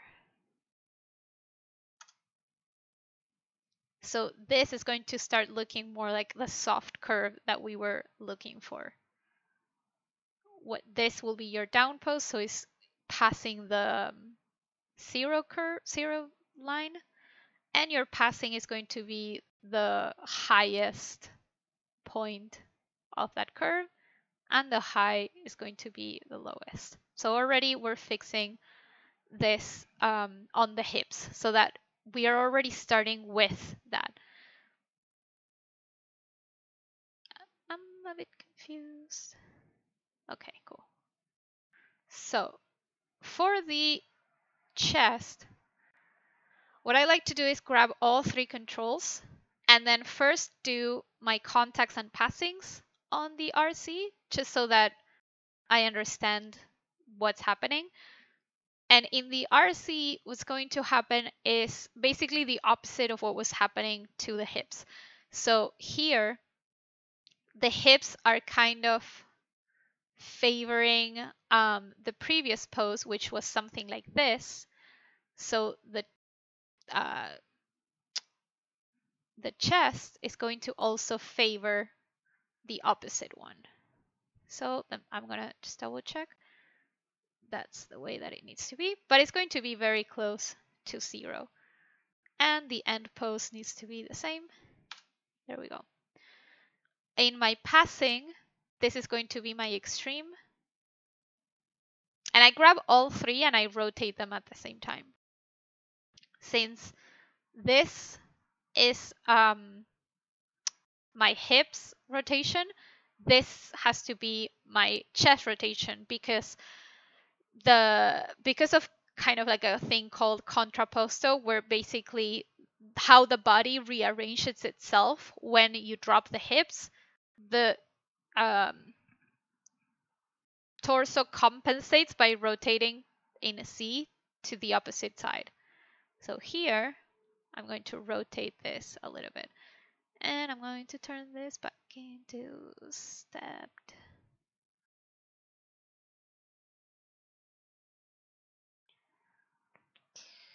There we go. And this, sorry, this clearly has to go to the other side. And now I kind of, personally, I just use it here and do it sometimes already in the graph editor, because I know that the down pose is going to be already going into the passing, and my high pose is going to be easing out of that rotation in Z. And then the next kind of peak is going to be in the next passing pose, which is this one, and it's going to, again, do the opposite. So now the hips are doing this, so the chest has to do this. So I go back, I grab the 3 controls, and I rotate in Z a little bit. There we go. You can be super specific and literally just copy the exact same value. That's like a proper easy vanilla walk. Or you can just eyeball it, whatever you prefer. That's kind of up to you. But basically here the high pose is going to be easing out of this apex. And in here the contact will be favoring the previous pose. So now, if I look at it from, is your shot come from? Nope. Do we have a, nope. Okay. Front. If I look at it from the front,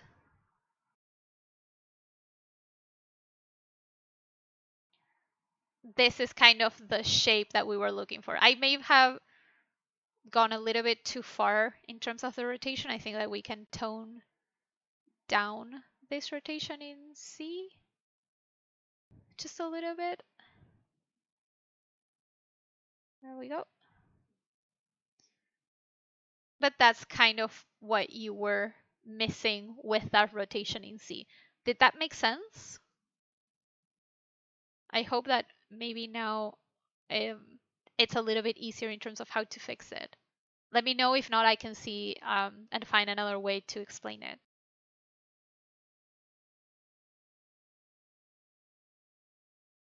Awesome. Cool.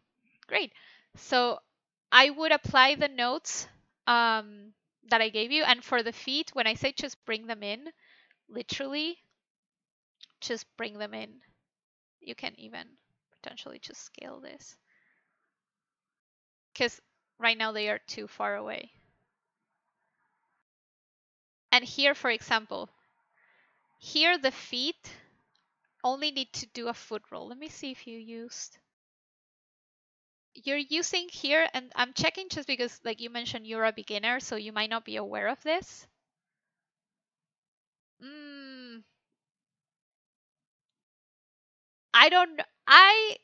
No, I want you to do this yourself. And I can save the file and I can send it to you, but I first want you to do it yourself. You've seen me do this. So I'm going to send it to you. But don't use this file. I want you to do it yourself. Because if you just grab something, like, you can just see it, but you do it yourself. I will save it, but because if not, you're not going to learn. So for this, personally, when I do something like this, that is a foot roll, once the foot is in the ground, first of all, that foot will not slide back, like we said. So what I'm going to do is I'm going to delete this. I'm going to actually delete these 2 steps so that they are exactly the same. And I'm going to remove all of the rotations that you may have here. I know I saw a rotation. Okay, you have this. So here, in this case, you were kind of mixing it with rotation, and just use one option. You don't need to use all of this. Is heel ball? No, I don't think I would use heel ball. Do you have a proper foot roll to this? This is a very weird rig. This is doing this. Why? Oh, there's another control here. Yeah, no, you're complicating it a little bit too much. I would not use this tiny control here. I would just not use this. I would keep this at 0 because it's overly complicating what this shot needs. So once that foot is planted, just keep that foot planted. And all you need to do is just add foot roll, which I'm guessing in this case it's called heel ball. There we go. Yeah. And that's all you need. If here it feels like it's breaking a lot, you can, there should be, this is a very weird rig. What this? No, no. Nope. Knee lock? Nope. This rig is very weird. It should have another attribute for foot brake, but fine, we don't have it. Okay, we're just not gonna have that. We're just gonna reduce that a little bit. And this is, I don't know, I'm not a big fan of this rig already.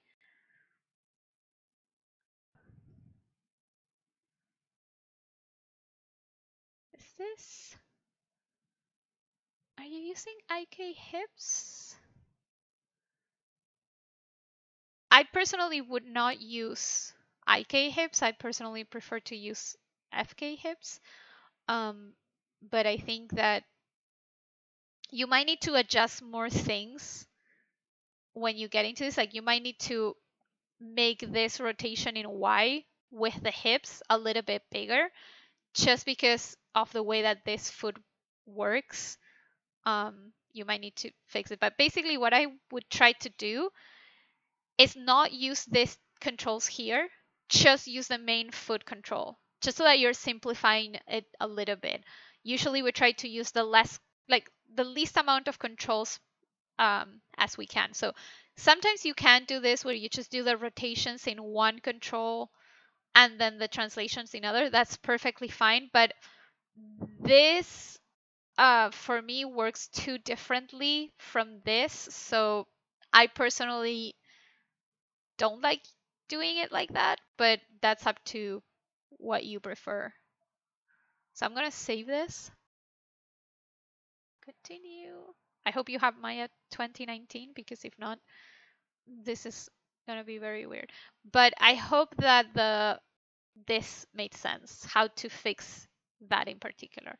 Maybe I can do a demo one day on how to do a vanilla walk, if one day I feel inspired. But I know that there's a million demos on how to do a vanilla walk, so it might be saturating the market with vanilla walks.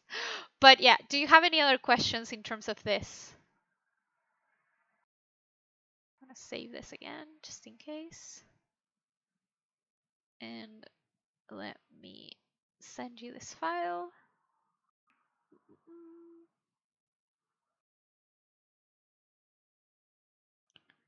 Okay. Yes, you have questions, or yes, everything is good. And let me switch here. I love that I was like, oh, I'm gonna do a very short stream. And I ended up doing like 2 hours and 20 minutes. I don't understand the meaning of short stream, apparently. So if no one else has any questions or anything, I think I'm gonna call it here and get like a nice tea to soothe my stomach. My stomach is hanging in there. It's like it feels like my stomach, someone is grabbing it and slowly twisting it. But I also want to eat pizza. So it's very hard because I'm like, I really want to eat unhealthy. And I think that's also why maybe my stomach is not feeling well. Because today I was like, oh, what can I have for breakfast? Waffles with chocolate on top. I think that's probably why my stomach is not, but it's been many hours since breakfast, so I should feel fine. But yeah, usually when my stomach doesn't feel fine, what I do is I eat pasta with just like olive oil, because that's like what my body like my body doesn't understand how to process that, but it's super flat in flavor, and there's nothing, because even if you eat veggies when your stomach is not feeling well, like it can mess it up more. So pasta with olive oil usually calms it down, but I don't have pasta or olive oil. And I'm not in the mood to go to the supermarket because every time I go, there's nothing there. So yeah, I don't know if they are the best health tips, but that's what I like whenever my stomach doesn't agree with me. My mom would give me that. And maybe like a tiny bit of shredded cheese, but like the most bland cheese you've ever had that has no flavor, no anything. That's the Yeah, but I'm a vegetarian. So I first I don't like soup and I don't eat chicken. So it could be just noodle soup. And if you've seen Friends, noodle soup. Quote to that. So yeah, I'm gonna let everyone go. I'm gonna go and lie on my bed and die while I think about pizza. Cool. Have a great one. Bye bye.